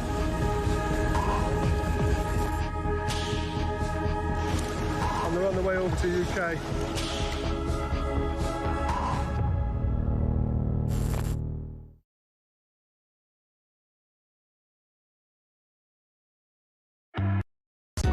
across the UK. On DAB+, on YouTube, on your mobile, and on your side. This is Talk. 0344 499 1000. Let's go to this one from Paul, who says, how on earth can we talk about pensioners while we're paying £5 million a day and rising on housing illegal immigrants? Until that is solved, don't dare mention pensioners. It's disgraceful. I respect our elders and I hope to be one myself one day. I did read that earlier, didn't I? And like I often say when I read something out, I seem to do this at least once a show. Sometimes something is worth reading again, even if it was unintentional, because that is such a good point that if you really wanted to say, right, the government have got a big to-do list and they need to save some money, then there might be an argument for means testing some people in their senior years who are really quite well off and don't need a triple lock or all manner of other things. You know, we're just in that place. Like people who get their winter fuel allowance but give it back or give it to charity for that reason. However, even a mad Marxist could make a to-do list and wouldn't put pensioners at the top of it. They would have... There's so many areas, and as Paul there rightly says, £5 million a day on hotels and rising. And there's so many other... fees and expenses involved in the whole immigration ruse, because that's kind of what it is. Yeah, you'd have to go a long way down the list before you got to pensioners, right? I can think of 10 things off the top of my head that you would go for before you ever thought of even rich pensioners. Just before we talk to Jill in Cornwall, Voice of Doom, Day 2. For the uninitiated, there might be some of you out there who've never heard this before. All it is a we're not reinventing the wheel here, right? It's a mystery voice, but it's political. That's the only distinction between any other mystery voice that has appeared on myriad shows over the course of the decades. So this one is political, so it could be a politician or somebody who is so obviously linked to the world of politics, dead or alive, left-wing, right-wing, male or female. One simple task: who is this? The spirit is there. It's a nice voice, but who is it? The spirit is there. If you think you know, 87222 is the only way you can get in touch with that. You'll win precisely nothing. There's no car or money, but you get the kudos of saying that you won the Voice of Doom. So that's not a bad thing at all. Here it is again. The spirit is there. And again. The spirit is there. I know I say this every time. I genuinely think we're in for the long haul on that. Finn, would you agree? I think that's... Finn says, I picked it so obviously. Yeah, you picked the last two and they went on one day. So, well, we started one and I was off for 3 weeks. So it went on for 3 weeks in that respect. Let's hear it one more time. The spirit is there. 87222 if you know who that is. Let's talk to Jill in Cornwall. How you doing, Jill? Well, I'm fine, actually. You know, but although listening to all the things that are going on, it's difficult to stay calm. Yes. And without feeling really angry that so many things are happening to this country, and we've got all these so-called politicians that we're paying to do what? What are they doing? What are they doing to stop what's happening to this country? Because they're doing nothing. Well, absolutely right. And I think this particular lot, this is kind of the worst group of Labour MPs I think we've seen. We've previously seen Labour MPs who came at it from a very different angle. These are almost I mean, I know you could argue if you're a politician, you are part campaigner by definition, whether you're Tory, Liberal, whatever. But these people are pathological. They exist purely to be activists. And I think when activism overrides any kind of intellectual consideration and brevity, we have a problem. And I sense that's what's going on with this. We had 14 years of a Conservative government. 5 was in a coalition, of course, but broadly speaking. So 14 years of a Tory Prime Minister. And all of these lefties were waiting in the wings, chomping at the bit, thinking, I can't wait to get in there. As if we hardly had a right-wing government in that 14 years. We just had a bit of a rubbish one. So they've come in at this, the Angela Rayners of this world, the Jess Phillips and that cohort. They are there because they are left-wing activists, not left-wing politicians. this marrying cousins. I mean, for goodness sake. How is that even a debate, thinking of? right? How is that even a point of contention? Well, this is what is so scary. This is what upsets me: the fact that the culture that we've grown up with, grown to live with, grown to accept, and behave well with, is being whittled down and fiddled with and filtered. I just cannot believe that we would even consider this as being a possible thing for this country. But because we now have a situation where people who do this type of thing, marry their cousins or whatever they do, they're the ones that are sort of fighting to have this situation and this type of culture in this country. And the more illegal, I keep saying it, the more illegal migrants that we have settling down in this country, and the politics seem to allow them to do this, then the culture that we have, that we've grown up with, that we feel is a really good culture, is going to be whittled down to the point where it will no longer be British culture. It will be some other culture that we're stuck with because of the politics. Because of the politics, indeed. Jill, well put, well said. Thank you very much indeed for that. Carl says, cousin marriage, why don't we call it what it is? Incest. It's bizarre that you wouldn't have a leader, Keir Starmer, again. Keir Starmer just didn't want to go. I mean, what a weird... Sorry, it's going to sound a bit juvenile saying this. What a weird man. What a weird bloke. Was it not instinctive when he got out of bed and gone, I'm the flipping Prime Minister. I'm going to stand up today. I'm going to say, this cousin marriage malarkey, you filthy lot, I'm sorry, it's going. We're not going to have it. There's something really bad about this. And I don't care whether it's what group you are, whether you happen to be Muslims or whether you happen to be from some other group, because we concentrate and focus on the Islamic thing. That's not exclusive, by the way. There are other groups that believe in cousin marriage. Whoever you are, it's going. It's flipping dangerous. We don't want to see it. You know, it's the 21st century and stuff. And I'd like to have seen Andy Burnham do that. But, again, I get disappointed every day because I want to hear politicians shoot from the hip and speak really robustly about stuff. But we get none of it. This one from Phil, who says, if the government needs more of our money, don't hit pensioners. How about a 1%... Oh, that's the one I read, wasn't it? A 1% income tax levy on all those who took furlough. How long would that go on for, by the way, if you did that? Would that be something that went on for, like, ever? Would you forever be paying tax on your furlough? Because some would be... I mean, of course, there were some lazy types that did just sit on the sofa and watch Loose Women. I get that, and didn't worry about a hangover for 2 years. But there'd be a lot of others who go, do you know what, I actually wanted to go to work. I wanted to go to work. I was told I couldn't go. They shut my workplace down. So it wasn't my fault. And I couldn't go and get another job because they'd all closed down as well. So I had no choice. And the government had no choice but to pay people. Otherwise, folk would have starved. Matt's in Cheshire. On Andy Burnham, Matt, what have you got for us? Good afternoon. It's mainly about immigration, Ian. OK. Can I just read you this? I'm writing a series of letters called The Government Hates You. You sounded like Alan Bennett when you said that. I'm writing a series of letters. Not as in like really intelligent sort of... I'm sure they are intelligent. So it's called The Government Hates You. I like this. Go on, fire away. Tell us more. Dear valued citizens, imagine if you'd received this just after COVID or just when the small boats were starting, and we're all just sat at home having a cup of tea and everything's normal.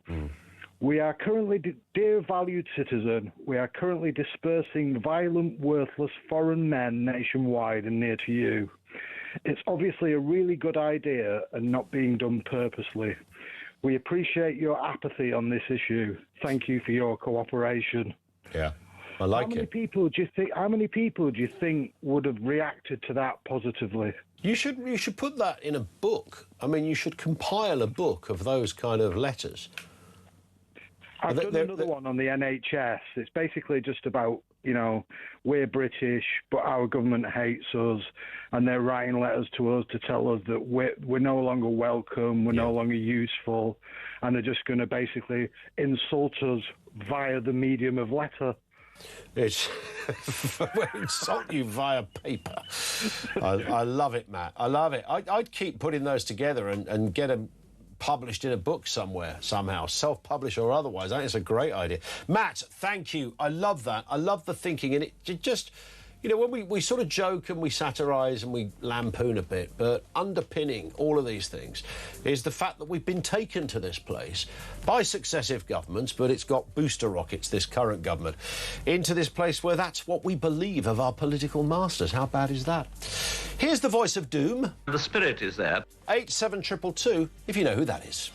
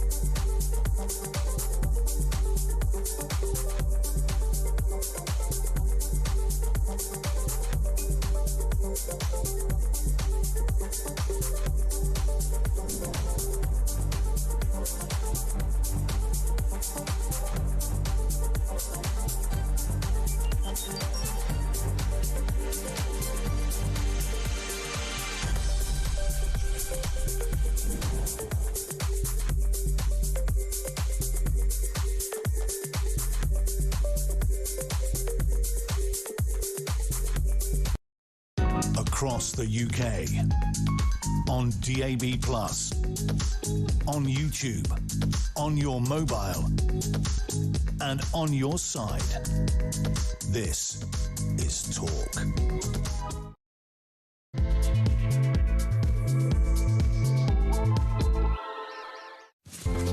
Good afternoon and welcome back. It is the home of common sense, coming up on 3 minutes after 3 o'clock. What are we talking about here? Well, so much we're talking about here, including victims who are demanding an end to what they call a migrant crime wave cover-up, as our Talk exclusive, of course, yesterday highlighted another aspect of immigration. We're also exploring many, well, in fact, the bigger question here is, where does this story end? Where does the whole story around immigration actually end in this country? Is there a point when we go, all right, remember that era of mass immigration? And those on the left go, well, it's not mass immigration, actually, it's a very small amount. 250,000, and that's just illegal, is not a small amount. That's a big amount. And some of the most angry people about that are those that are legitimate immigrants who came into this country, or their parents came to this country for only good reasons. The idea that you would come for any other reason other than to work and carve out a new life would be unthinkable. So some of those people are really animated about it, and I understand that as well. We'll continue to take your calls on that. Household energy bills back in the news, set to soar by 260 quid, thanks to net zero costs. Your responses on that. And as we've been discussing, Labour has opened the door to banning cousin marriage. They previously didn't want to go near this one. It's a significant policy shift that ministers are only now willing to consider. I don't know what happened. And there are voices in Parliament that are annoyed about this. They want to retain cousin marriage, which is kind of a bit strange. Unless you're for it, of course. Stephen Stokes says cousin marriage keeps wealth and possessions within the families. Yeah, I guess it does that as well. Also, if you have a marriage that's arranged, I suppose to a degree, that also does. You are able, or a parent is able to select or choose or guide somebody into the right family. Who would have similar wealth and similar values, understanding, whatever angle you want to come at it from. Let's talk to Ian down in London. Ian, what have you got for us? Afternoon. Isn't it amazing, Ian, that all these things, whether it's the migrants, whether it's the cover-up of all the crimes that have gone on, everything else always goes back to one area of the population, right? It's unbelievable. Every time it goes back to the same thing, and what Burnham is worried about, and a lot of his backbenchers, not all of his backbenchers, because some of those backbenchers come from that community. But that community, if you're talking about the Muslim community, I mean, it's not. I know that there are areas. We've seen the Jess Phillips story, which you'll be familiar with, Ian, where she didn't want to even enter a conversation where, even when she was being treated horrendously by some of those kind of extremists in her own community. In terms of numbers, I mean, it wouldn't be pivotal, would it? I mean, it wouldn't. I mean, there's individuals whose constituency could fall based on religious grounds, but overarchingly, there's not enough, in this case, Muslims in this country that would make that sizable difference. Labour couldn't lose an election because of Muslims. No, but if you take at the top of the Labour Party, you get like West Streeting, right?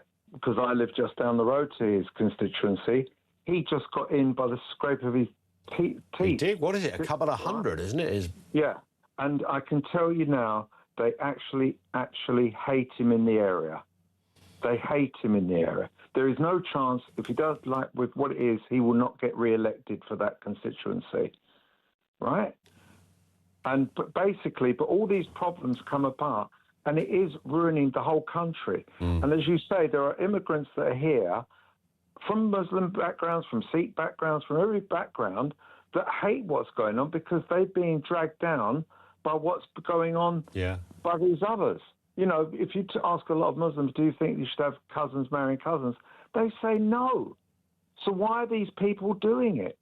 Well, as I was saying a second ago, I think I've done God knows how many debates when we've done discussions and asked for only either immigrants or children of immigrants or grandchildren of immigrants to call in and give their view on immigration as it currently is. And when I say immigration, I'm talking about the Channel and the like. And I've lost count, Ian, how many times I've had a switchboard absolutely rammed with some really, really angry people. Yeah, because basically they hate it because all it actually does is cause more right-wing people sort of wanting to do all the harm and have all these rights and everything else. It's actually ruining the country. Well, indeed.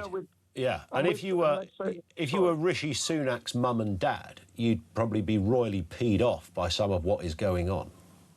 Yeah, because it is. It's like, I think a couple of months ago, there was, unfortunately, a Sikh lady killed in Ruislip, and half the time it turned out afterwards they thought that she was Muslim, not Sikh, right? And it's all this sort of thing, but it's causing so much friction in the country. It's like the other day, Burnham got up and he says, oh, we're going to back Ukraine because Russia invaded Ukraine. Well, wait a minute.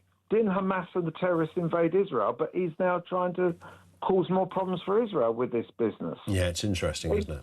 I mean, the Burnham position on that is that they're not an equivalence. Yeah, but they are, because the whole thing is, and with all of it, when you talk about Meta and all this AI stuff, there are so many people here that are just being completely misled. Yeah. With actual sort of things, it's like, I can't believe you're on the TV now, and you've got a beard. How did they do that without? Oh no, you have got a beard. Sort of. But it is but with AI, it's incredible what they show, and it's manipulating people's minds, and they're just taking it out on everybody. It is a terrible, crazy world. I hear you, Ian. I hear you, mate. Thank you for that, Ian, down in London. Did you see I guess the case is now over. Meta, as in the owners of, I was about to say Bluetooth, of Facebook, Instagram, and all the others have agreed a multi-billion-pound settlement in the US over claims that its platforms harm children. What was it, 16.68 billion. Who do they pay that to?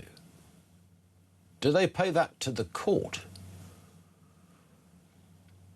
Am I the only person, by the way? I find it amazing. Okay.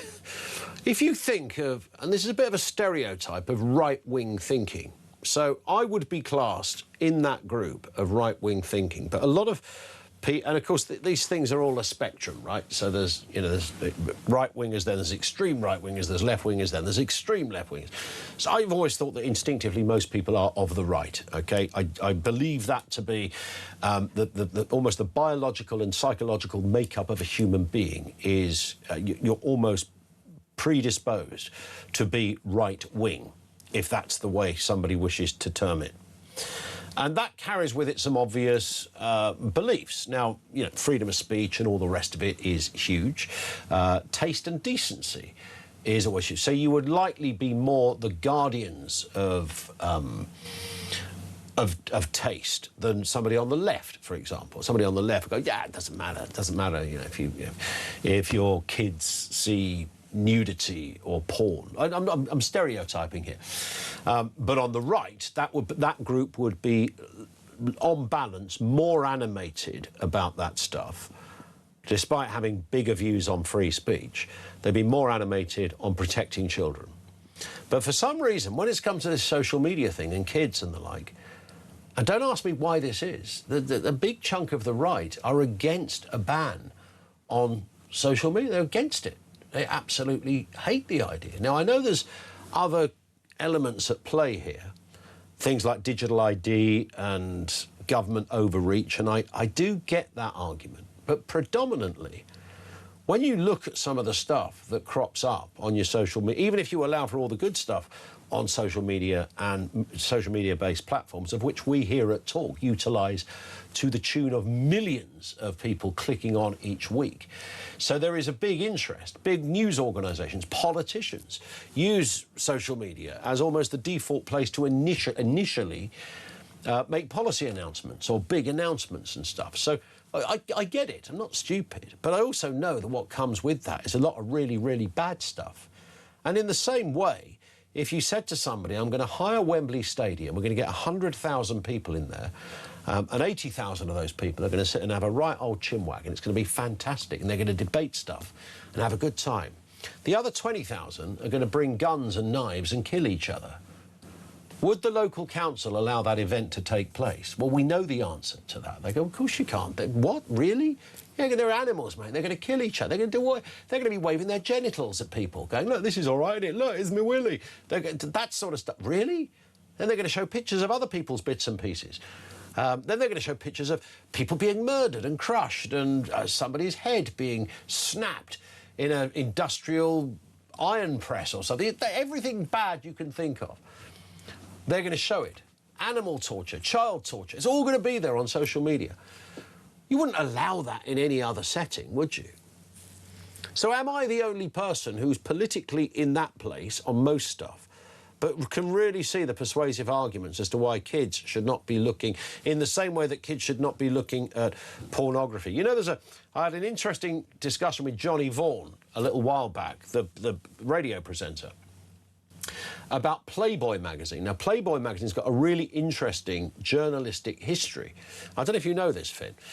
So Playboy was seen as sort of Premier League in adult magazines. It was meant to be the magazine that was a bit more tasteful. It was the magazine that even some stars allowed themselves to be photographed for.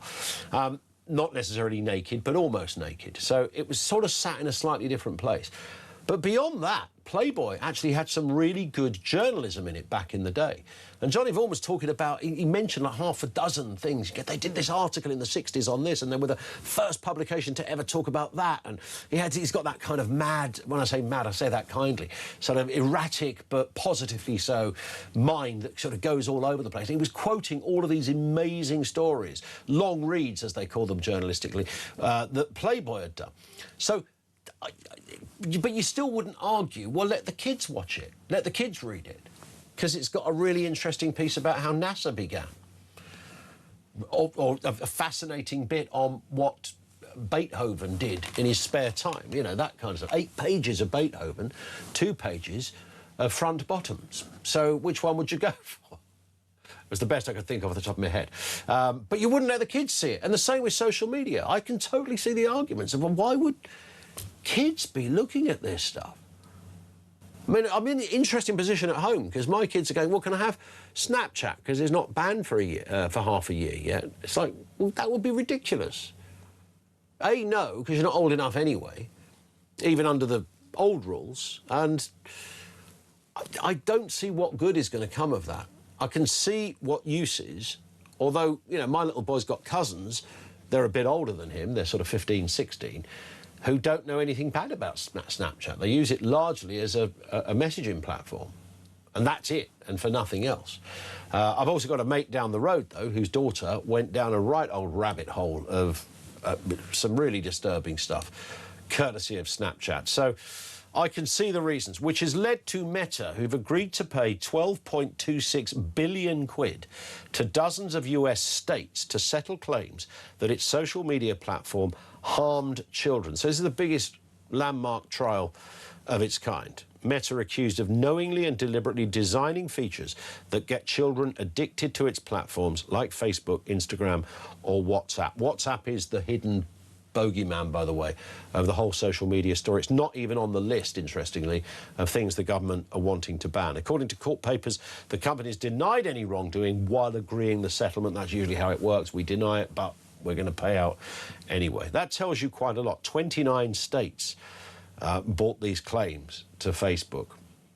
So what does that tell us in terms of what's going on? And that wasn't necessarily about specific content. It wasn't because, you know, they showed some images of, you know, a couple doing something that kids shouldn't see. It wasn't that. It was the ability to addict kids, or anyone else for that matter, I suppose, but particularly kids, into their platforms. And that's sort of what it's designed for. And we talked about it. What was that documentary on it? Was it called The Social Network or something, wasn't it? And they interviewed a lot of the, you know, former employees. It was really fascinating. I mean, but don't be surprised that somebody developed something like any other product that was designed to keep you in and keep you in for as long as they could. That's all they were doing. 0344 499 1000. That is where you'll find us. Or, of course, you can follow us on Twitter as well. We are there.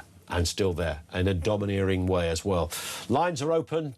Coming up on 3:20. This is Talk.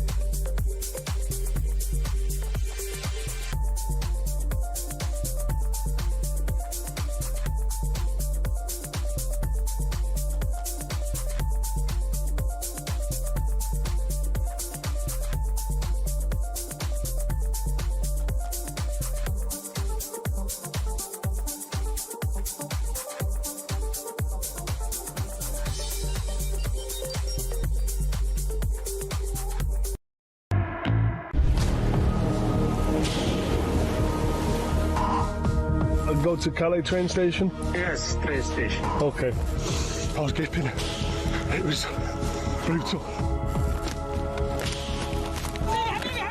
Come on, guys! Ready, full touch, go on!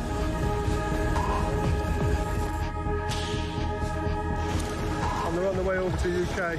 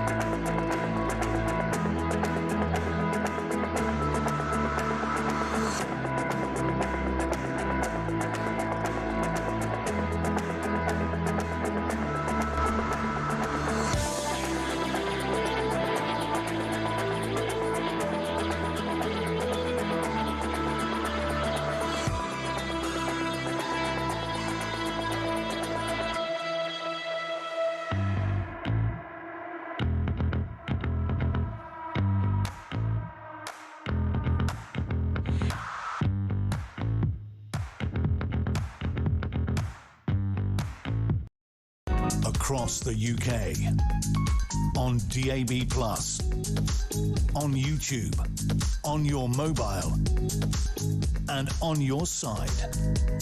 This is Talk. This in from Roy in Shropshire says, Ian, regarding the right being against social media control, I think it comes down to not trusting the government to do what they say. They would use it to restrict lots of other areas. See, that bit I do agree with. Once you give the government a green light, but then, you know, we don't criticise the government for banning smoking or alcohol for under 18s and things that are quite obviously not for kids. I mean, it's just not for kids in most of its forms. I'm not talking about, you know, the Snapchat thing we can argue maybe separately. But it just surprises me a little that it's seen as almost the worst, like a curtailing of freedom of speech, when ultimately it should be about protecting kids. We'll do the voice of doom in a moment. Have we got a winner? What are you grinning at? What are you grinning at, Finn? Why are you looking at me like I've... No, we're definitely not talking about Harry and Meghan. Mandy in Northumberland. Mandy, how you doing? Hello, Ian. Hello. Lovely to see you. You're my fave. Oh, that's very kind, man. I'm touched. Touched. Oh, you are. I watched that Isabel Oakeshott. Christian's.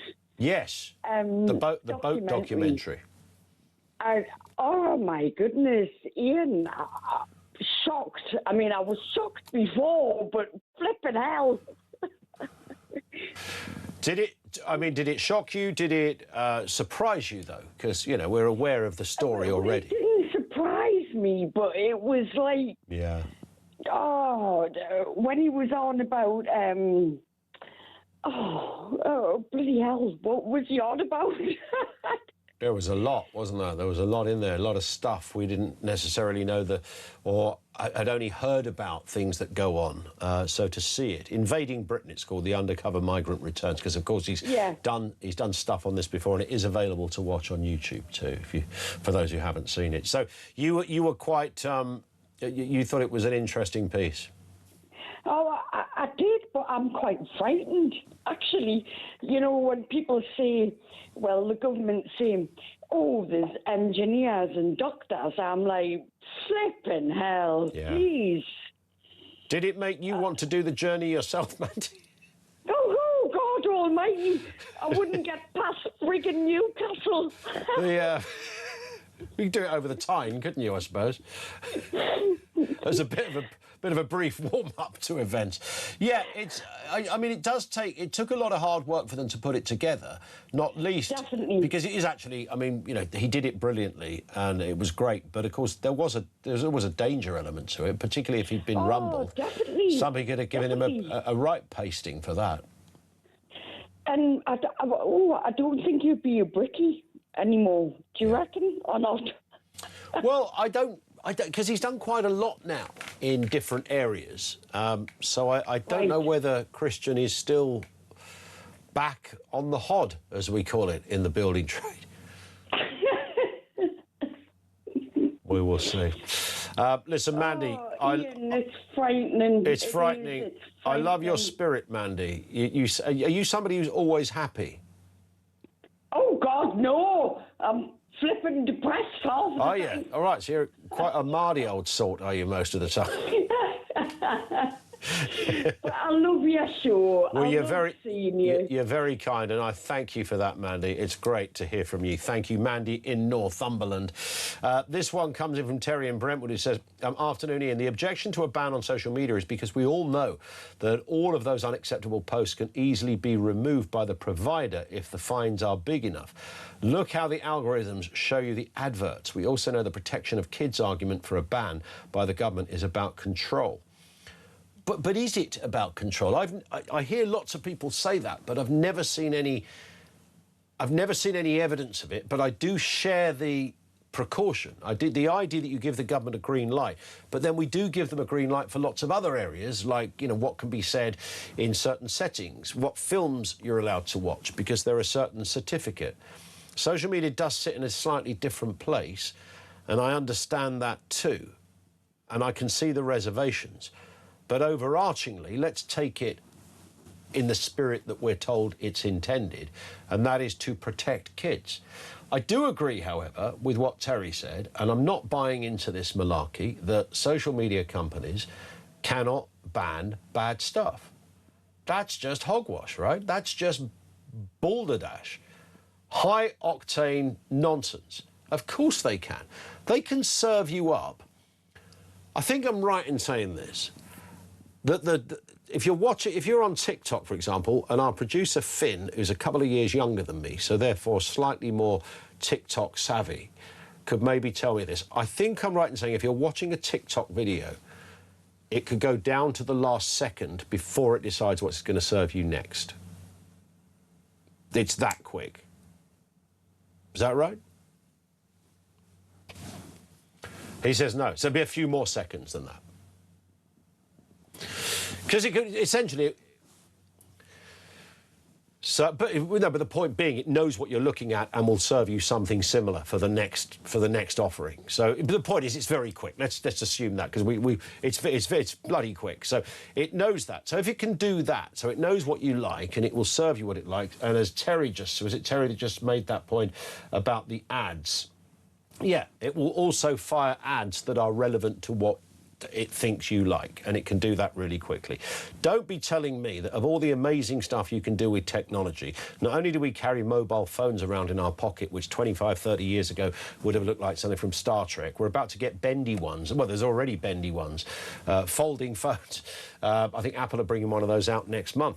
So we've got all this amazing technology, but we can't stop somebody being able to see something awful or nefarious or not. I don't believe that. I just don't believe they can't do that, really. As quick as they can serve you an ad or as quick as they can serve you the next video, surely there must be just as quick they could not serve you the next video, because it would hit all the right buttons that say, this is an alert, you know, this should not be seen, it's bad taste, it's X, Y, Z. The Elon Musk position is, hey, look, each to their own. Personal responsibility. You can't stop humans. Why is one group of humans? Why should one group of humans be responsible for what another group of humans is allowed to see? And, you know, there's a purity in that. You could follow that logic. And if you said to him, well, what about kids? Elon Musk will go, it's not for kids. Kids aren't meant to be on it.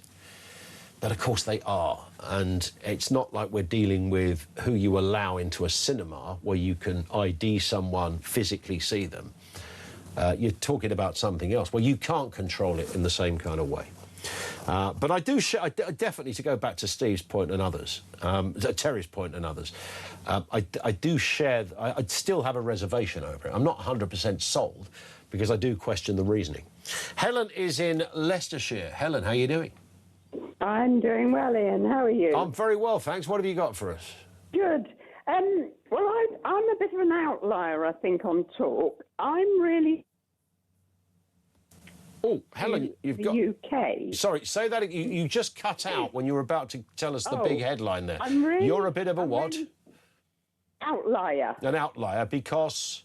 Yeah, because I'm really pleased that Prince Harry is coming back or has come back to the UK. Now, let me...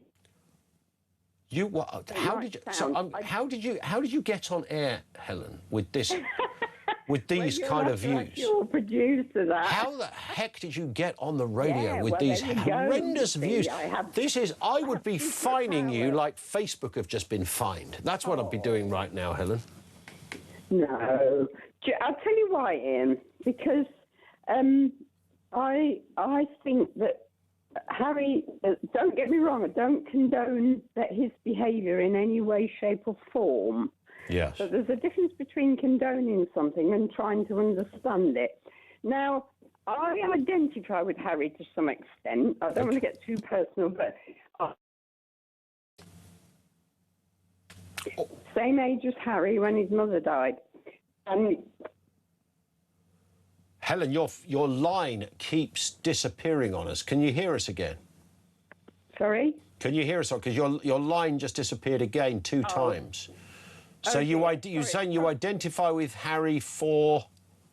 Well, because I also had a major life trauma when I was about 13. Okay. Which... when his mother died. Okay. And the effects can last for years. And I don't dispute that I can see how that would be, traumatic forever almost. Well, yes. I mean, it takes a lot of hard work to try to comprehend something when you're quite young, that you lose control over something really, really big. I'm not going to go into details, but the thing is, I think Harry's behaved badly because he's extremely unhappy. Mm-hmm.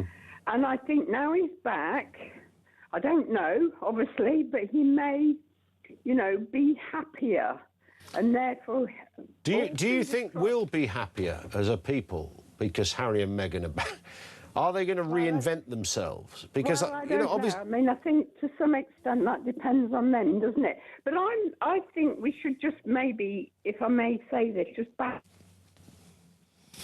But so back off a bit, I think was what... Yeah, I hear you. Helen, listen, your phone line is really getting the better of us, but I think most of what you called to say came through eventually, despite the phone line issues.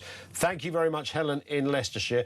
More from you in a couple of moments. 0344 499 1000. This is Talk.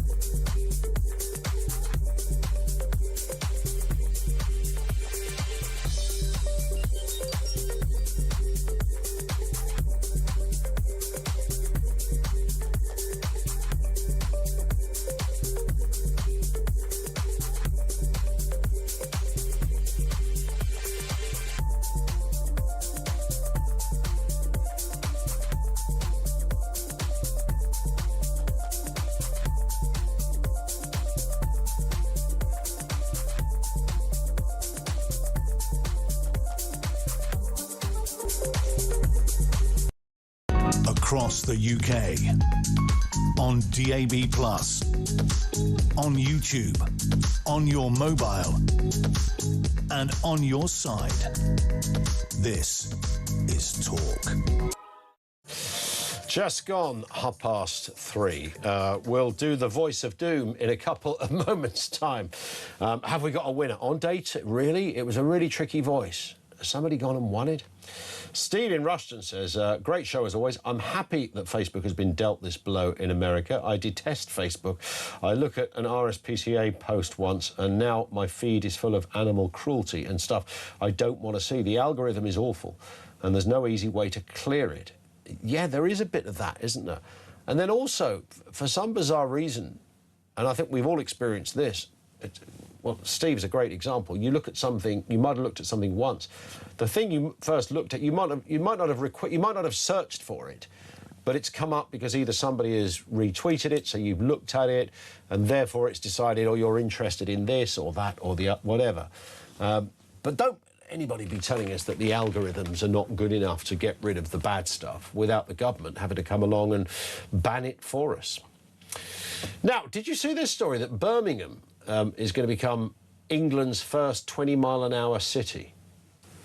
Do you know the first thing I did when I saw that headline? It was to confirm. I didn't know the answer, but I thought I knew the answer. And the question in my head was, who runs the council? It's either going to be the Lib Dems or the Greens. And I looked into the story and I realised that it was the Lib Dems and the Greens. And I think a couple of independents that lead the council said it wanted all routes except A roads to become 20-mile-an-hour zones. Just a quick question, why? Why? Why? What is the reason for that? Nobody has asked for this. They will cite road safety. And that won't be borne out in any fact either. Alan Miller is with us, co-founder of the Together Declaration, good friend of the show. I hope I haven't taken all of your thoughts in that little mini rant there, Alan. But that genuinely was my first thought. About 6:30 this morning, I saw that story and I thought, I reckon I know who runs this council. It took me 2 seconds to realise, yep, it was the Greens and the Lib Dems at it again. It is the case that it's the Greens and the Lib Dems that are running the council, Ian. And what we should remember is that Birmingham has a proud and important dynamic history of car manufacturer and manufacturing and driving. Really important factories, employment, and a massive contribution to our wealth in Britain and internationally in terms of motor vehicles. And so this is a double blow. It's a double whammy, precisely at the time that our economy could do with far more robust investment, innovation in cars and driving and transport networks. After all, it's through transportation that actually wealth is developed. We interact with one another, we do trade and commerce, and through trade and commerce, that's how each generation, up until now, each generation has improved in terms of its profitability, rising incomes, better housing facilities. What we've now seen is a situation where, across many metrics, we are sclerotic and we are stumbling. We've got an obsession with net zero, very damaging, impoverishing, limiting, suffocating, and we are presented all the time with this idea that this is going to keep us safe. We've got to basically have a war on drivers. It's not just a war on cars, it's a war on the public. 37 million drivers who do all sorts of different things. Of course, there's commerce. So all the people who do deliveries, but all the people who are like mechanics, carpenters, chimney sweeps, people have got their tools. David Lammy a little while ago said, well, perhaps people can get on a bus with their tools. He obviously is completely estranged from working people, doesn't know what's involved. We, together, together.declaration.org, we've spoken to many contractors and workers who basically had to stop working because of the strangulation on some of the roads, the low traffic neighborhoods, the cameras everywhere, the speed limits, forcing people onto arteries that are clogged all the time, actually creating more pollution there because they're constantly slow. So now we've got a situation where Birmingham that's recently been controversial because of its enormous debt and also because of its family voting that we've just seen recently. But their big idea is a kind of continuation with something that together we've warned about, which is this question around the 15 and 20-minute cities, which might sound very nice, but actually they never involve GPs and provisions for the people, but they always involve surveillance cameras, fines, concrete bollards, checkpoint Charlies. They're enormously problematic for people with mobility issues, for the elderly, for women at night, for people being dropped off. And now the 20-mile-an-hour limit, we've seen what that's meant in Wales. We've seen that in Wales there's been enormous problems for things like emergency vehicles. People really detest it. And many people around Britain have challenged some of the measures around driving, but this is a real stark moment, because whether you think Birmingham is our second city or our third city, you know, Mancunians and Brummies will argue that out. It's a very important city. And the whole attempt to force everyone to walk everywhere and cycle everywhere is utterly contemptuous of the various needs of people. People with children on a school run, if they got 2 or 3 kids in different schools, people that have elderly family and relatives, people that are disabled, women at night, a whole range of other issues. Around this mantra that, you know, we need to somehow stop driving everywhere and walk and talk. And that's why you've got the Department for Transport and people like Transport for London saying they want to advise us on how to walk everywhere. So what we actually need, Ian, is a really robust, massive investment, an attempt at innovation. We need to improve our car building. We need to get back manufacturing and engineering to be a pioneer in the world as we once were. So this is a very sad moment for Birmingham. It's sad, it's confusing, it's not surprising, of course. And again, whether those councils or councillors are kind of adhering to something maybe more sinister, we talked about 15-minute cities, whether it's that, or whether it's just showcasing their virtuous whiskers, which I also think is you say to somebody of that kind of political persuasion, or 20 miles an hour, it's got to be better, and instinctively they gravitate to it and think they are a nicer kind of person by implementing a 20-mile-an-hour zone, something not one of their constituents would have ever asked for. We've not had any consultations on any of these things. There's never been a democratic debate and discussion. They're hoisted on us from above. But people should know that the UN, United Nations 2030 sustainability agenda is something that many sort of subscribe to. That's something that sort of informs many of the ideas. Also, C40 cities, which Sadiq Khan's been a chair of, where mayors around the world all decide on these measures around things like low traffic neighborhoods, 15-minute cities, alongside the net zero agenda. Yes, some people do want to just virtue signal. They want to say, I am a nice person. But embedded with a lot of these ideas around policy are goals that have been laid out. And you see, like when Andy Burnham says we're going to have more devolution, what he also has said is that our income tax is going to be paying towards these things. So we're going to have our income tax distributed, allocated to different areas that are devolved. No big parliamentary scrutiny, lack of democracy. We've got green billionaire lobbyists like Chris Hone and Mike Bloomberg who are pushing these ideas. They have been for a while with local councillors and MPs. Often the academy is not funded or published for anyone who wants to put forward a different view. These are the zeitgeist ideas that get published and funded. And there isn't a proper debate. At least in China, you know when you're being censored. What happens here actually is through these activist billionaires and others, the apparatchiks, people like UK 100, the cyclist organisations pretend to be grassroots. They're not. They're heavily funded and they're pushing all the time, lobbying. Now Andy Burnham saying we're going to give more power to these mayors, more devolution. Our income tax is being spent on these measures to suffocate people in Birmingham, our fellow citizens. We shouldn't have a situation where there are hamlets where we have to be checked and videoed and fined or processed and limited in time to get around.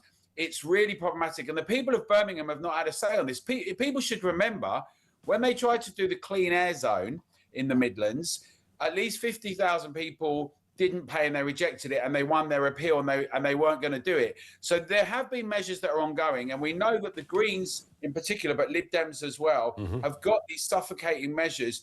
And we really need to make our voices heard. Together, we keep making the point that locally, regionally, and nationally.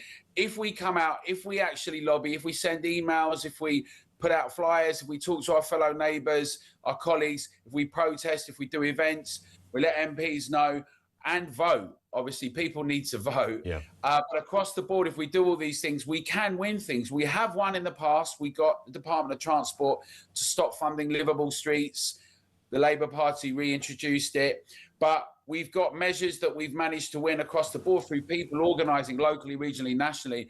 And it's really important that we don't allow Britain to be turned into a pre-industrial society where we're almost going the same speed as we were on a horse and cart. It's utterly unacceptable. It is. While you're with us, Alan, and tying into this, I notice in the background there you've got a sign saying no to digital ID. We haven't had a chance to catch up since Andy Burnham got into power, but one of the first things he did was cancel digital ID. So does he get full house points from the Miller household and the Together Declaration, or is there something more going in? Because I didn't trust that announcement, but maybe that was just because I have cynicism running through my veins. So it could have just been that. But what do you make of that? Well, scepticism is really important, Ian, and I think optimism probably better than cynicism. But I hear you. Yes, what's happened is that it's fantastic and commendable that so many people, millions of people, fought back against digital ID. They didn't want it, not just a petition, but protest rallies, events, leaflets, campaigns, emails. We did a tour for 7 months around the country with the major cities, with events everywhere. We won that victory because they would have given us a digital ID card immediately had everyone not have done that. And Andy Burnham recognised from his previous incarnation, trying to implement the national ID card under Tony Blair, it took up loads of time and money, and he didn't want to have a battle on all fronts doing that. So in that respect, we won a victory. It's important to note it. So people fought back, and that's good, and we need to keep doing that. However, what's happened is that they're now pushing ahead firmly with things like One Login where they're forcing 8 million directors to digitally engage like that. There is a way to use an ACSP and an accountant, so you don't have to do it. They'll get a code for you. You're not logged into One Login. We're encouraging everyone to do that. They're also pushing forward with Gov UK Wallet, the digital driving license. What they're calling it is One Gov Digital. So on the one hand, we've stopped this immediate threat of a digital ID card, but the whole infrastructure that underwrites the pushing towards concerns around a digital surveillance state is still there. And it should be noted that, you know, the idea that it would be just really easy for technocrats to just look at all our different areas and our health and driving and a joined up approach of looking at things alongside an idea of a social contract, a kind of a social credit system where we know that people have been penalised already for things they've posted. We've seen debanking. We've seen a range of things like that. The idea if you don't recycle your refuse, you get fined. Of course, CCTVs everywhere with driving. Your carbon footprint discussion, the concerns around having a digital surveillance state along with live facial recognition, where all of these things are tied up together under a state that doesn't trust the public, that thinks we're a pretty rotten bunch and we need to be monitored and regulated and perhaps what we say is wrong and what we do is wrong. These are still grave concerns. We need to have things ring-fenced. We've got to have privacy protected. We need to make sure we've got scrutiny. And in the same way an Englishman's home is their castle, we must make sure that when people want to look at things, there shouldn't be snooping. We've seen far too much of that through lockdowns and beyond, that we have clear provision, and also that people must be able to not digitally verify. We must retain the analog options. We must be able to continue to fill out the form for the driving license at the post office. We must be able to file accounts in this way. They've already got Make Tax Digital. It's going to be quarterly for people. All of a sudden, people are forced into a situation where it looks like to them there's no other alternative. So we're saying with the Together Digital Bill of Rights, we must have the ability not to have to digitally verify. We must retain our privacy, and we must be able to do things in an analog way. That is essential for us all, and we'd encourage everyone to get involved with that. Listen, Alan, great stuff. We've only just, not even touched the sides on this debate. Let's have a longer one at some point very soon, because there's always tangents to get into on this, and Alan's done just the most incredible work and kept it going. You know, you campaign against stuff, politicians realise that there is a mounting and an increasing group of people who are not happy with the direction of travel. And I know petitions and protest doesn't always work, but I think Burnham looked at that digital ID and thought, is this really a hill I want to die on? Of all the things on my to-do list, am I going to spend 20% of my time as Prime Minister and God knows how much money on this? And I think that's the equation he made, rather than, or conclusion he came to, rather than some philosophical issue against the principle of digital ID. I think it was more about the pragmatics. 0344 499 1000. We will do, I promise you, we'll tell you whether we got a winner on the Voice of Doom after this.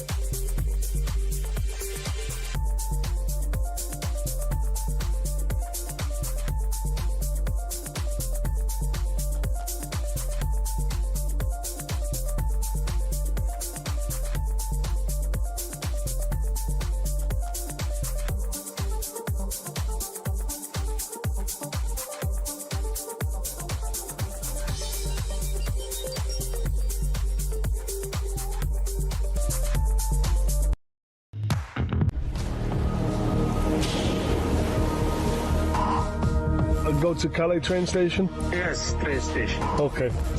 I was gaping. It was brutal. Come on, guys!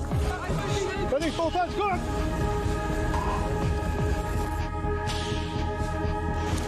And we're on the way over to UK.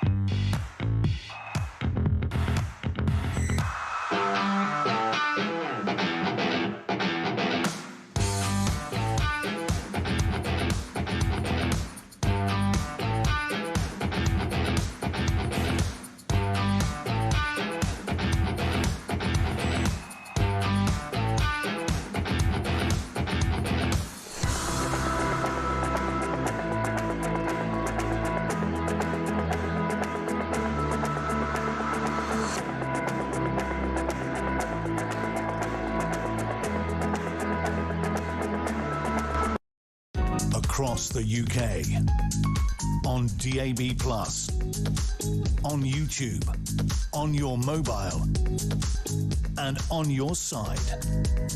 This is Talk. It is Talk. Right, let's do the Voice of Doom, because I think I don't know until I'm told on the screen. It lights up a bit like the light on Who Wants to Be a Millionaire. You don't know until that final button is pressed as to whether we got a winner. So, Voice, it was an hour ago now. We played you the mystery voice. This was the voice. The spirit is there. One question, you had one task, and that is, who is that? These were some of the guesses. Jeremy Thorpe, and I can see that. Katie Lamb? No. Randolph Churchill? No. Mr Grimsdale, it is not John Knott, it is not. Patrick Moore, no. Margaret Thatcher, no. Oswald Mosley, Peter Hain, no. Harold Macmillan, no. Edward Heath, no. David Owen, no. We have not got a winner, which means it rolls over to tomorrow. Is tomorrow Thursday? I think it's Thursday. For day 3, it's back. We'll try it again then at around about 10 to 3. Back to your calls. Jason is in Wiltshire. What have you got for us, Jason? Afternoon. Afternoon, Ian. Thank you for taking the call. Pleasure. Nice bit of sun, sea and sangria when you were away, or? It was all right. I was trying to control 2 kids, so the occasional pina colada came my way. Good, that's what I like to hear. And what else do you have for breakfast in Spain? I was going to say, I don't really know, actually. San Miguel, isn't it? Yes, that is obviously the Spanish beer of choice, usually. But, it was nice. It was nice. Quite nice. Good. It's this government Home Office leaflet for the local rapists and kiddie fiddlers. If this was sort of an April Fool's Day thing, you'd sort of, think it's an April Fool's Day joke. But how can a government go down this line? We had, if you remember going back in 2024, Lucy Connolly, she put a post on with a tweet about the Southport massacres, what happened. I mean, the tweet shouldn't have happened, but they come down on her like a ton of bricks. We've now got a couple of years later, the same government, knowing we've got rapists and kiddie fiddlers and God knows what coming into the country. Just read this little letter, mate, so you just know what you've not got to do. What is their agenda? Are they part of sort of, the partnership of smugglersalliance.com or something? Are they getting commissions for bringing them in? Or? Well, they're politically so distant from this this whole subject of immigration because instinctively they're very pro the idea of immigration. But, in the way that most people who are, like, I'm pro-immigration if it means bringing more neurosurgeons. Oh, yeah, if you're going to bring in talent... I don't care where they come from. I don't care who they are, as long as they're talented and they're, tick all the usual boxes that you and I would tick. And that's mostly the case. But, of course, the Labour government, the Labour Party, are just not in that place. They can't bring themselves, ordinarily, to have any sort of negative view of this subject. But then they go and release a pamphlet which kind of rather shoots themselves in the foot, teaching people or educating people not to rape. I mean, it's beyond something that Charlie Booker could have written. I mean, it's ridiculous. Well, it's certainly sort of the elephant in the room, isn't it, really? I just don't understand, what are they actually going to get? Having all these illegals in, we're not going to gain nothing from this. It's costing us millions and millions and millions. Yeah. And they're just continuing on with it. I mean, now, basically, the way I look at it is they're trying to get tribesmen to integrate into a civilized society. It's not going to happen. I just do not understand what their sort of intentions are with this. I mean, even watching various things on mainstream media, I've hardly heard anything mentioned, which we know we wouldn't, about these government leaflets, Home Office leaflets, regarding don't do this, don't do that. But I just cannot understand. They can see the country is in such dire straits that we're just bringing more of them in. We're just adding to it. What do they think? We're going to suddenly get another few 100,000. It's all suddenly going to be all right. It is bizarre. And that's... You've really hit the nail on the head. And listen, Jason, I've got to run because Kevin O'Sullivan's here. But you've absolutely hit the nail on the head on that final point. It is... Where does this story go? It is... Nobody can fathom it, which makes it sort of... Not only are we dealing with the issue of how weird it is, it's the thinking behind the weirdness. That was Jason. And Reg says you can't mention Playboy without mentioning Penthouse. They also had some fantastic stories. The photos were just slightly more raunchy. We were talking, actually, Kev, about the Playboy, bizarrely, was actually... What have I come into? You're just discussing porn magazine. Well, no, we're discussing about the Playboy. That's always been your favourite subject, hasn't it? All the time, if I can get it. All roads into lead... any conversation. All leads back to it. Oh, it's Colin's talking about Penthouse again. Unbelievable. Yeah. I'll be on to Razzle next. Well, that was a whole different ball. No, but Playboy, journalistically, Playboy was kind of well known for really good sort of long journalism, really good in-depth stuff. They did, very much so. There was a curious juxtaposition of, like, here's a naked woman and here's a really good story about how NASA started. It's like that guy, who was the guy, the porn baron over in America, Larry Flint. Oh, Larry Flint got shot. He published, magazines with the most appalling pictures. Yes. But they're always full of interesting articles. It's very bizarre. Written by erudite writers. I don't know how many of their readership got to page 2. Yeah, exactly. But right. anyway, careful. Well, that's what everybody always said. Yeah, I buy Penthouse, but only for the articles. Yeah, right. Yeah, right. What are we going to do? Yes. Andy Burnham is now working in Sainsbury's along with John Healey, apparently. That's where he's been today.